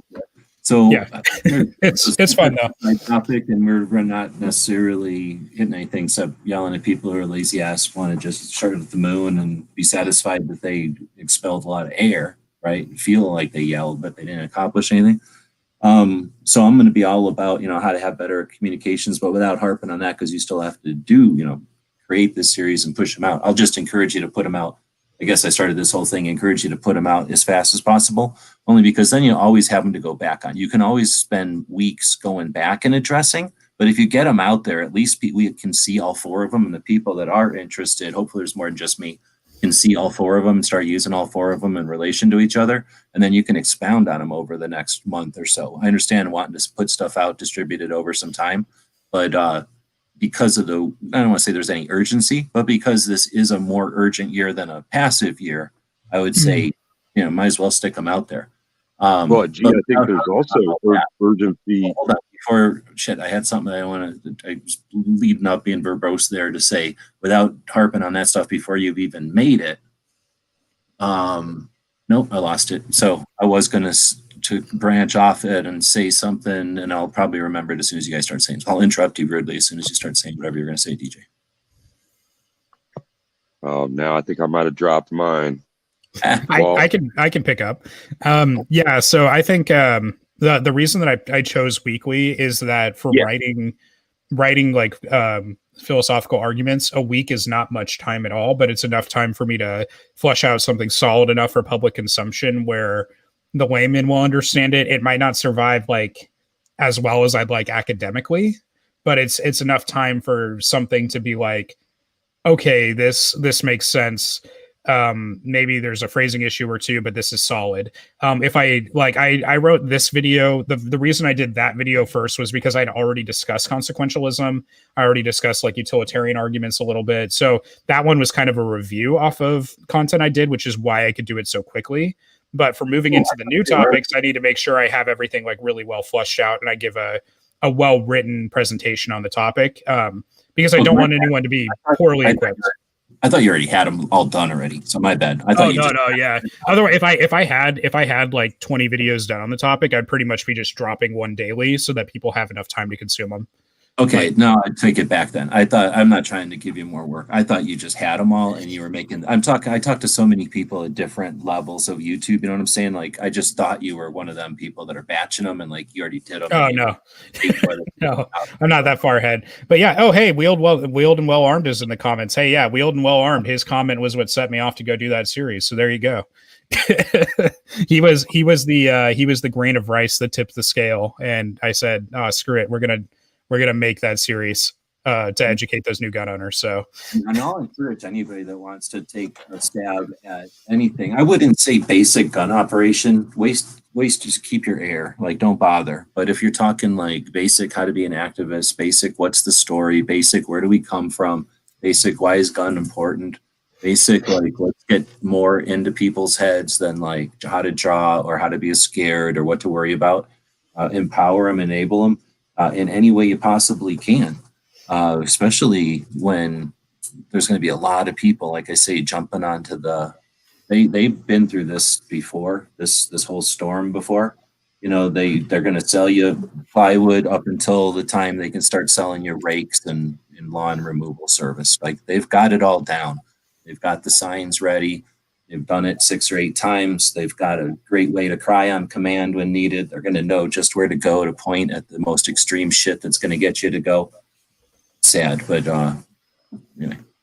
it's a great time to throw stuff down to give people something alternative to that. So don't think it's already been done before. Everybody's going to be looking for something new. Yeah, and I think that to that point, coming up with some fresh copywriting, right? So just some fresh slogans, coming up with some fresh perspectives and some fresh framing for issues is going to be really good, because the Moms Demand Action playbook, like the Everytown playbook, is laid out in front of us and clear as day. They are going to leverage gun violence survivors as aggressively as they can. And in so doing, they happen to give us a really fantastic vulnerability that I think should be and I'm going to use the PSYOP word here. Some people don't like the word exploit, but I'm going to use it. Exploit. We should exploit the situation in an effort to call out directly what they're doing, which is they are going to leverage victims of crime to make a point for their message to win political points, as opposed to equip those victims of crime with the tools that are needed to defend themselves. Now, that framing may not sound novel and new, but if we can put a new slogan on it, and if we can really message and hammer that home, I think that we could stand a chance at really winning the public and slowing down their efforts to get more gun control passed, right? So there's some things we can do, and there's also some things we can do just in our tone and presentation. Blaming the tool, not the thing, or like another rule about the tool, right? Some kind of bullshit saying that will show the next that this is just the same old. Here's another one out of their playbook, like page 4 out of the playbook, another rule about our tools. I remember one of mine. If I could transition now, it was, remember, Walt, that we, especially in the year of COVID, have learned how to love pounding through a series on Netflix. People want to consume. If they like your flavor at all, they want to dip into that tub until they're ready to try another. So coming in behind what G is saying, you know, the more that's out there, the more those flies are going to have to feed on the honey instead of the vinegar going maybe even somewhere else. But, you know, so retention, you know, that's one of the ways to make sure you're going to be able to retain some of those folks. And then they'll swing in behind. When's this coming up? They'll be in the comments. Hey, did you think about this? Latecomers will come in by referral or by other means. It's a really great way to go about it. That could be. I haven't seen that actually happen before.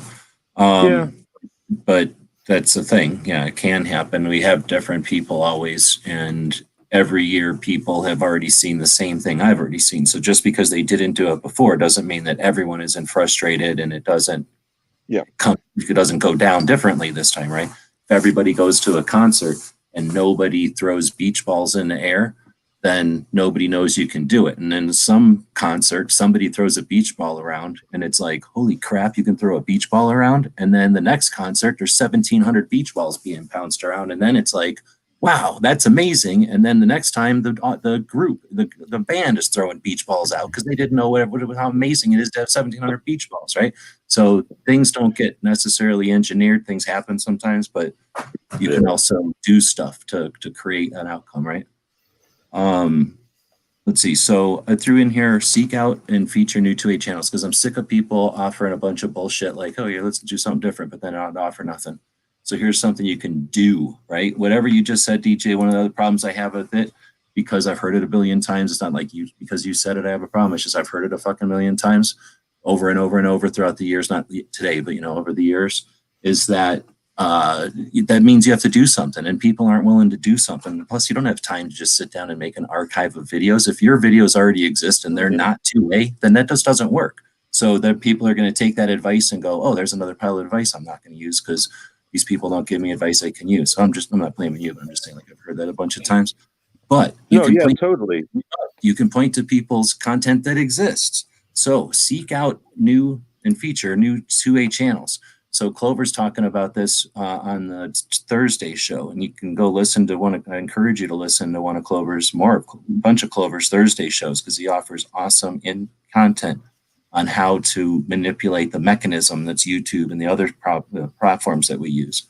Because a lot of times the stuff applies and sometimes it's literally the same, but often just the techniques apply on all these other platforms.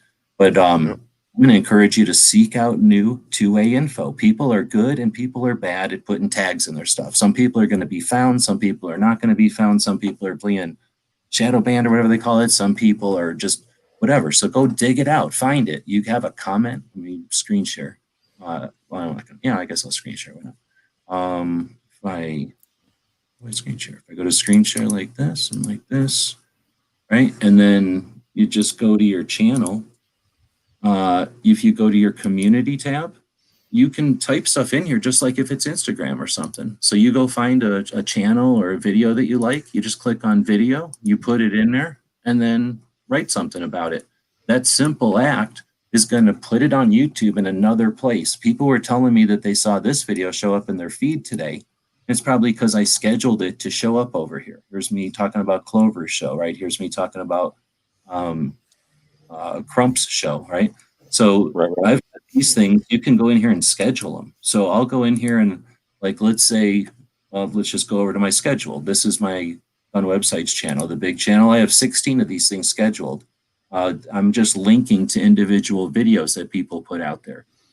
So I'm not saying you have to do what I'm doing, but I'm just saying this is a thing that can be done. And by doing this, it took me, I don't know, I was watching somebody's show and I just did it while I was watching somebody's show.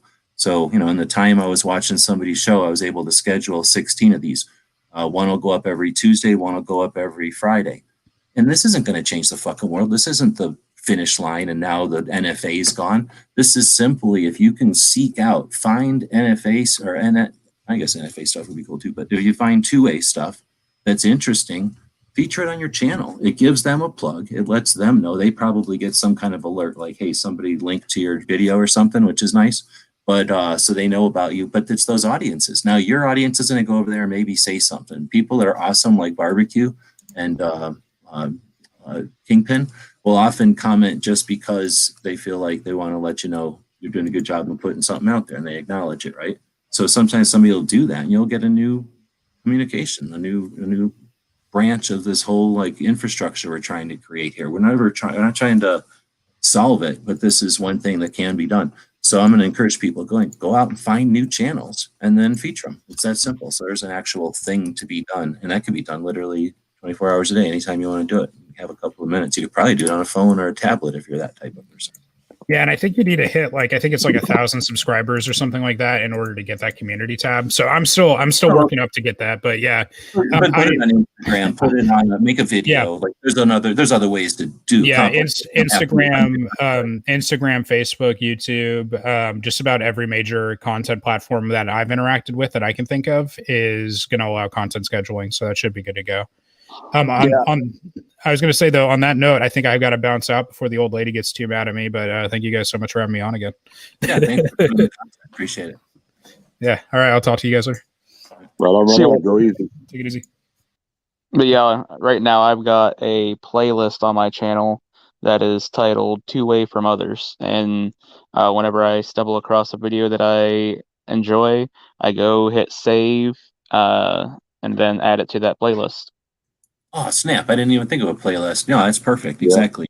And then you can put that playlist on your channel. You can cram it on your front page if you want to. You can put it at the bottom because it really doesn't matter. But if you want people to see it, you can even put it at the top. That's a great idea. And then you don't have to do nothing. All you got to do is favorite it, right? Or no, you click on that little down arrow probably and say add to playlist. Yeah, I hit save because I do everything on mobile. So I hit save and it highlights it blue. Then I hit save again and it comes up with all my playlists. And then I add it to the playlist I want to add it to. Let's see. So Wield said earlier that he went to a local NRA meeting and then he was surprised to see a bunch of single women and older ladies. So I need a bunch of single women and older ladies, single older ladies to as sugar mamas. So definitely let them know about the show, let them know about the projects. I like to be like Charlie's Angels, except backwards where the ladies pay me. Let's see. So Bob said something about Christmas Star coming. What the hell's that all about? I thought the Christmas Star was I just gotta say, G Webs is the treetop lover, man. That's fucking great. Have your the staple of stripper clips. Yeah, that'll be awesome.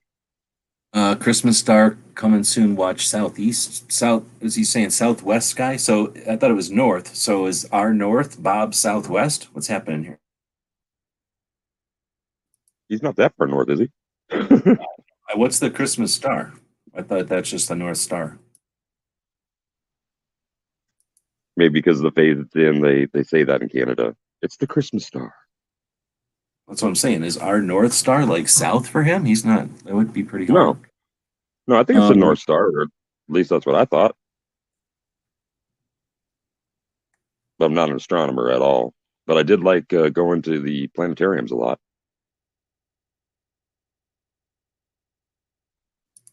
Well, so anything else tonight? We've chatted for 2 hours. I don't want to make it all 2A all the time, but it's going to definitely be changing up. I'm going to see. I'm going to put some. Oh, barbecue's still in here. I guess Patriot ain't out there. So do you hang out with? You hang out in chats that I don't hang out at. That Patriot hangs out at. So when you see barbecue still in here? Yeah, I'm here. Yeah, next time you're hanging out with Patriot again, let them know that I'm going to start a thing. For people that want to have, well, I guess other people can listen to it, but people with vision issues, I'm going to do the audiobook thing because there's a couple of books that I want to read and they're not on audiobook. And if I got to fucking read it, I might as well read it, right? And then that way it's on audiobook. It's going to be shitty, but it'll be an audiobook version of some books that don't have audio to them. And I only give a shit about reading 2A. So I was going to tell you and Patriot if you wanted to pick some.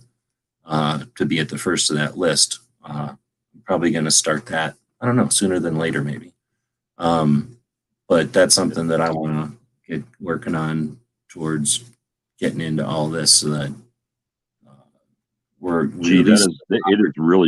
it's really rewarding. I did books on tape when I was in high school for a former English teacher who did that since it was started really. She was great training for it.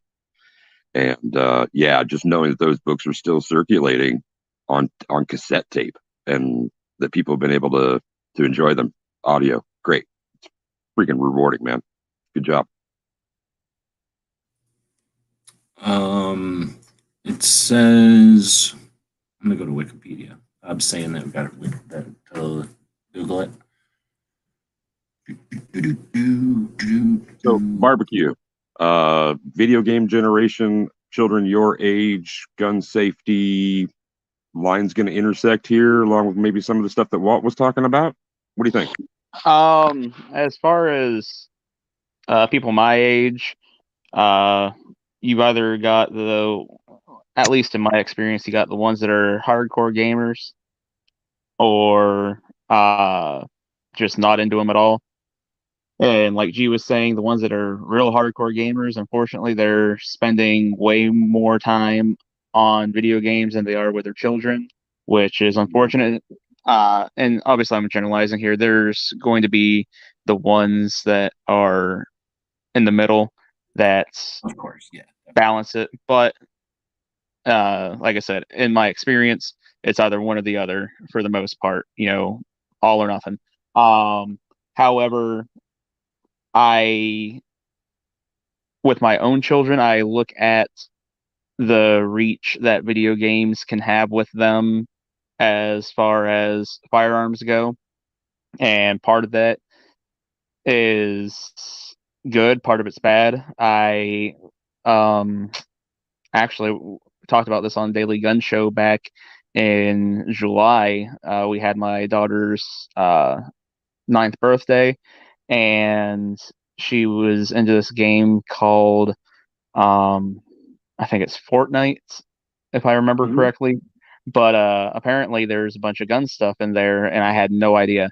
Well, anyways, there was a pinata or something that had a bunch of little goodies from that video game in it. And so she's picking up all these things, and she's like, which part of it, I was like, all right, I need to teach you some nomenclature, which this is one of the drawbacks from the video game crowd. But, it's a start where she's like, oh, wow, Hungarian assault rifle. I'm like, what'd you just say? And, because it just caught me so off guard. And then she's like, oh, a Desert Eagle, and sniper rifle. And I'm like, whoa, whoa, whoa, whoa, whoa, what are you talking about? And then she brings me over all these things. I was like, that's really freaking cool. And I was like, all right, first off, we're going to fix this term assault rifle. So part of it is, like I said, really good because it gets kids interested and stuff like that. But like I said, there's also bad because you get the buzzwords that are being used by mainstream media and things like that that I don't want them using, because it's not an assault rifle. It's a personal defense weapon. It's a firearm. That's it. It doesn't assault anybody. Then you get into, how are these guns being portrayed in the video games? Is the bolt action sniper rifle firing 20 rounds in 2 seconds? Well, no, it doesn't function like that. It's not possible. I'm sorry. So it's breaking it down, things like that. So I think there could be some usefulness there because let's say you have a parent that is, we'll say, a pro-gun sympathizer, but isn't necessarily a gun owner or anything like that. But their child's like, hey, I'm really into this, because of this video game. And maybe that gets the parent doing something with them, because the parent's looking for some common ground, things like that.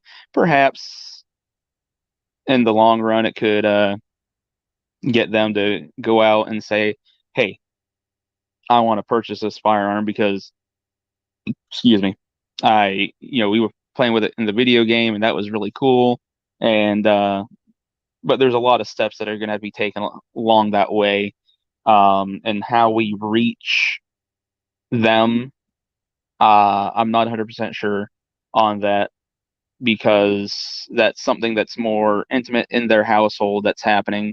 And how do you interject yourself and say, hey, while you're playing that video game and having this family moment, realize that there's real ones, and you don't have to be sitting in front of a screen. You could be out at the range, building memories, and after you leave the range, you get to go home and you get to clean it and take care of it and stow it away and all these things. So Right on. And now, like, how maybe to use them to address gun safety, like using some of the examples that you just did with the games they're into. Oh, there's that too. I didn't even think about touching on gun safety there, which normally is when I bring up whenever we're talking about the kids aspect. But when it comes to the gun safety with the video games, I don't harp on it as much because it's a game. It's not until we are handling one, I'm saying, or we're just, I don't even have to be physically handling one. I could just be going over firearm safety rules with them. As far as the video game aspect, I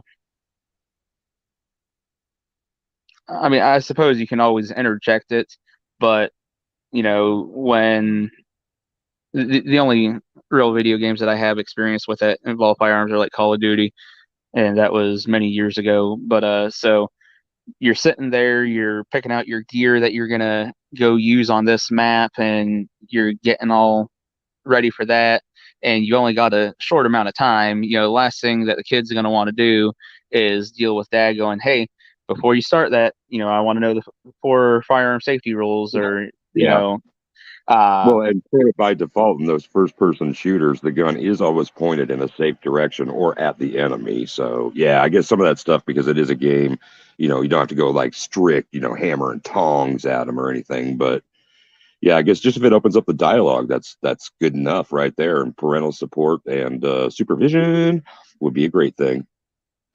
Supervision is the biggest thing.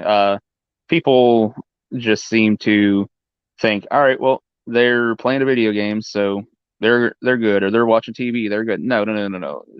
There's so much shit that they're getting into, and this is obviously going down a rabbit hole in itself. But I'm not a fan of parents that use video games or television or anything to be a babysitter. Straight. I look forward to the day when the kids will not say I'm picking up an assault rifle. They say I'm picking up an Armalite rifle model 15. That would be cool. It would.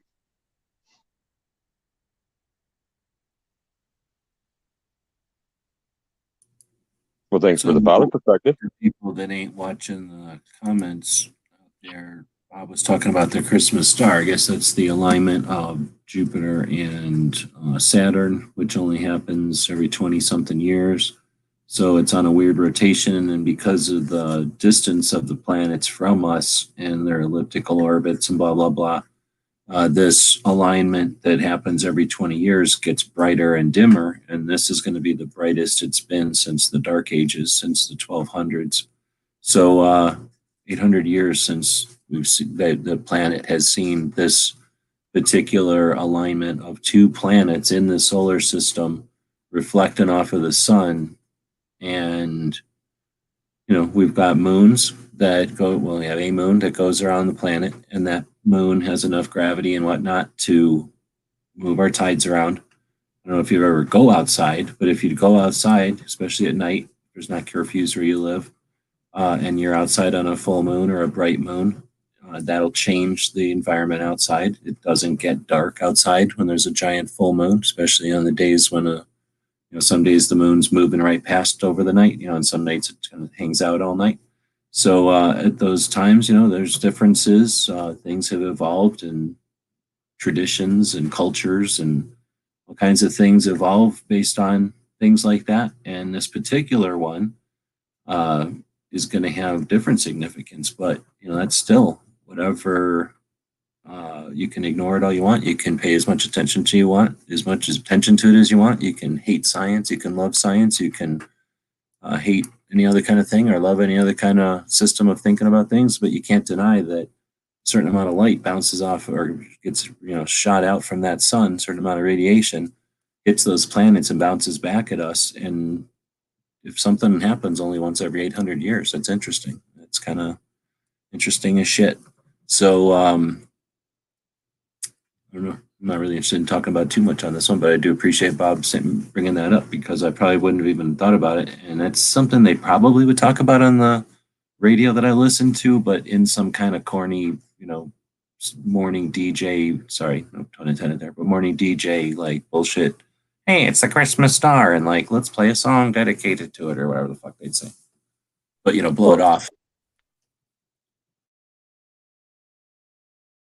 I say we were living in an incredible time for science and the human race and astronomy. And, if you think about all the things that have happened that that would never happen in my lifetime again, yours, DJ's, anybody else's, in this case, this is something that's only happens in this brightness, 800 years ago. Generations. Yeah. I mean, centuries.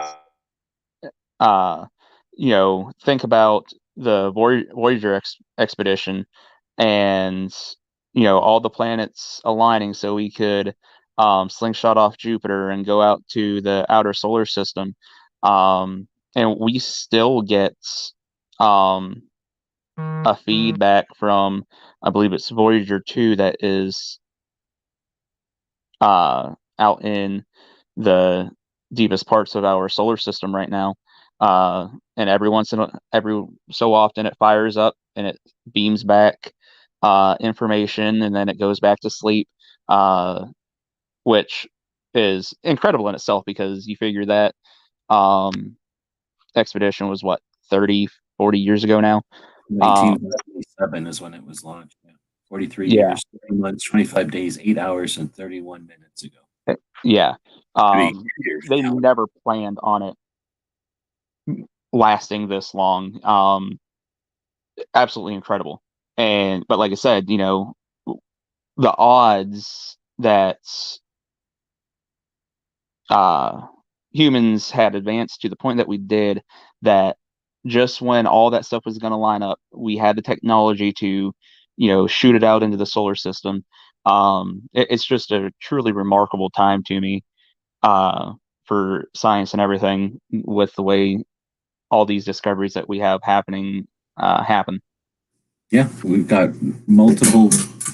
What was it? We got multiple robots on Mars. I just did the math, so this is accurate duck math. Voyager 2, that space robot you're talking about. You know how fast it's going right now? Right now. Oh. Nobody knows, but in 2018, it was going 34,000 miles an hour. I swear to God, I was going to guess 30,000. Yeah, well, it's been going faster, so depending on what news, right, you probably could have seen that number for sure, because it's going to go faster and faster and faster for all time. But it is 1.8. Oh, I need to do this. Let's turn this into real numbers that aren't bullshit. It is, in miles.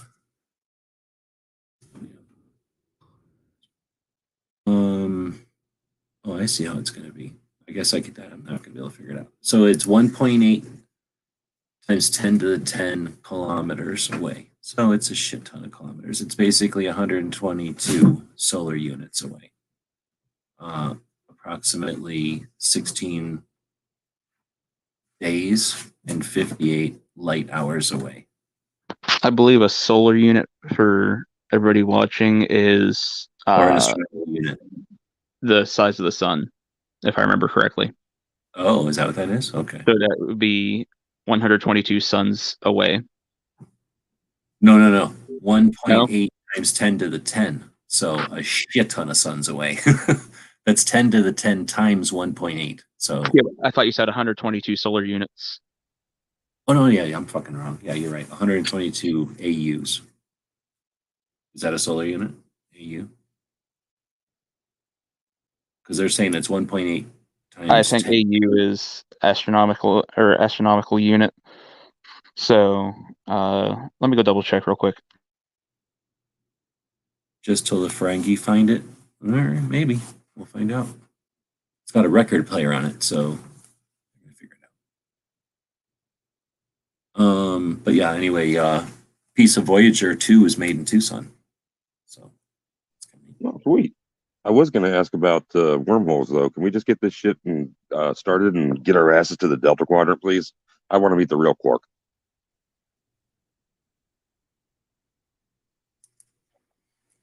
You say that, and then you'll try to run a show, and then he'll just put his show on right on top of your show, and no one will even know you met him. Faded to obscurity before I even began. Boom, we just hit the 2-hour mark. That's all I'm obligated to do because I'm only into 2A for 2 hours a day's worth nowadays because I used to be into 2A more, but now I don't get immediate results, so I'm not into 2A as much anymore. I'm going to get into selling CCW products and different widgets. Anyway. Hey, I did have something I Okay, wanted here to you bring go. up for what we watch Wednesday. And that is, I had a friend of mine that was talking about wanting to teach a more serious side of find an accessible source of something that would keep his kids' attention when it comes to a more serious side of Western culture and history. And there's this guy that I like that you used to watch a while back called Armchair Historian, and he does like I call the cuts like Samurai Jack style, where there's like a background and things will pulse across it and shift around and whatever. But just this week, he released one on Vietnam War from the perspective of North Korea or North Vietnam.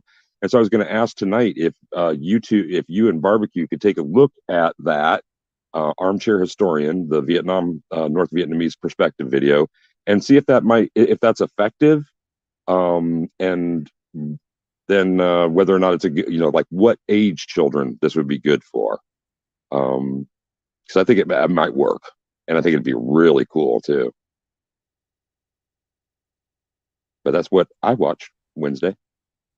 Yeah, just shoot me a link. Straight. Also, so an astronomical unit in miles is 92 million point. Oh. Well, it's 92.9 million miles.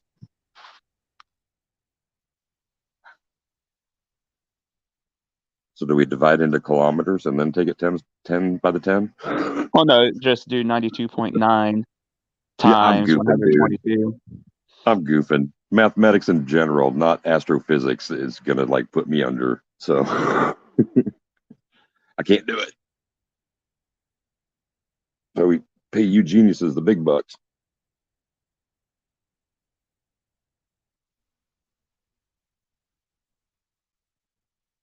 Sorry, I started to read something. It's rude, I guess, but I'll quit reading it.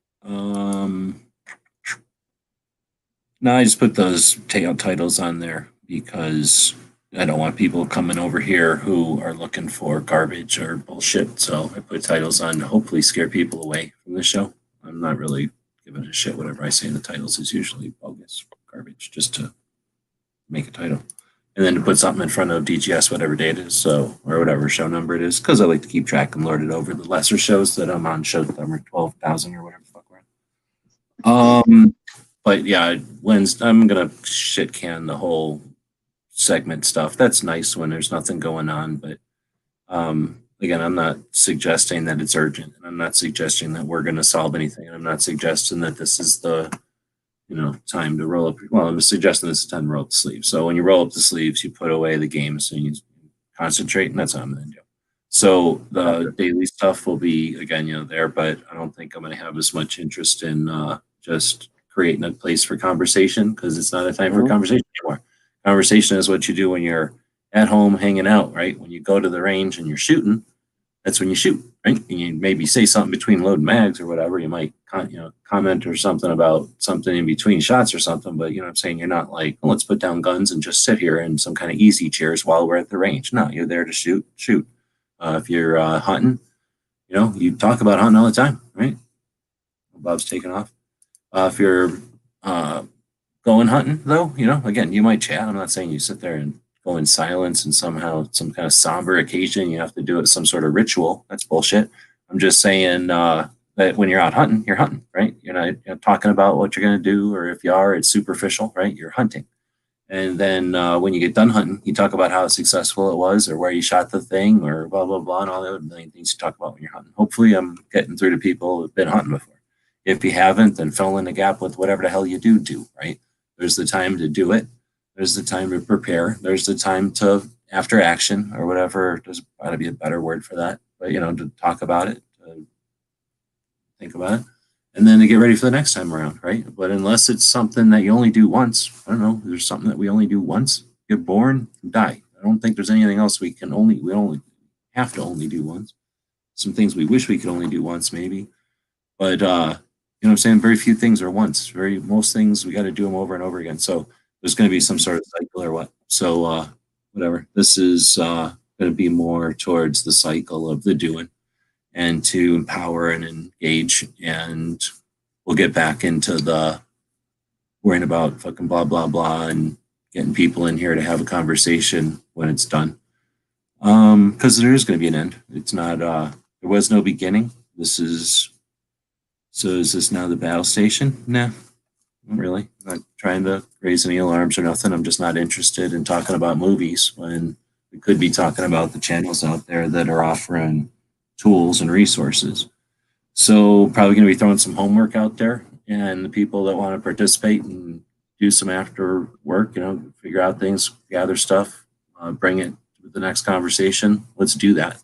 So I think I posted it before, and I'll start posting that more often, I think.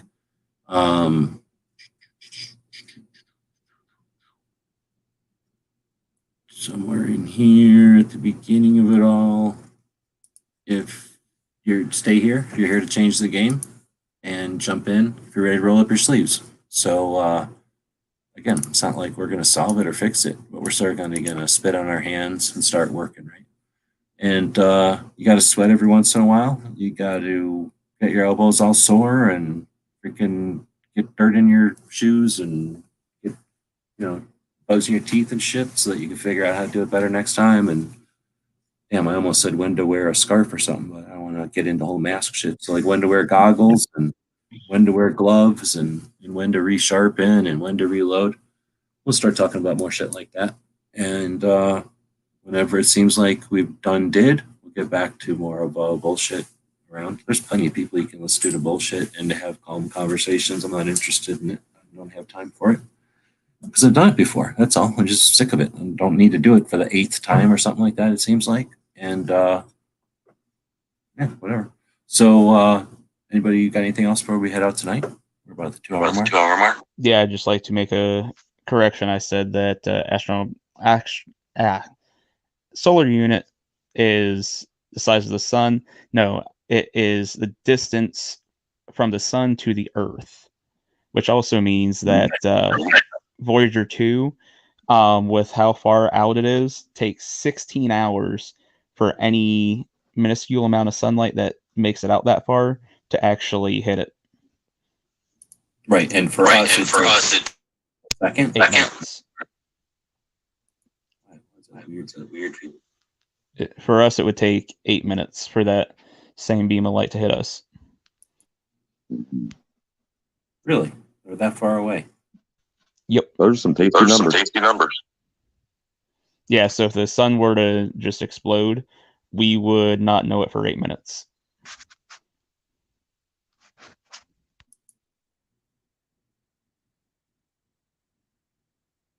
I'm afraid to say stuff because it was weird echoing. So I guess it's over. Anybody else want to throw anything else in there? See y'all tomorrow. Yep, we'll be back to pick you up later.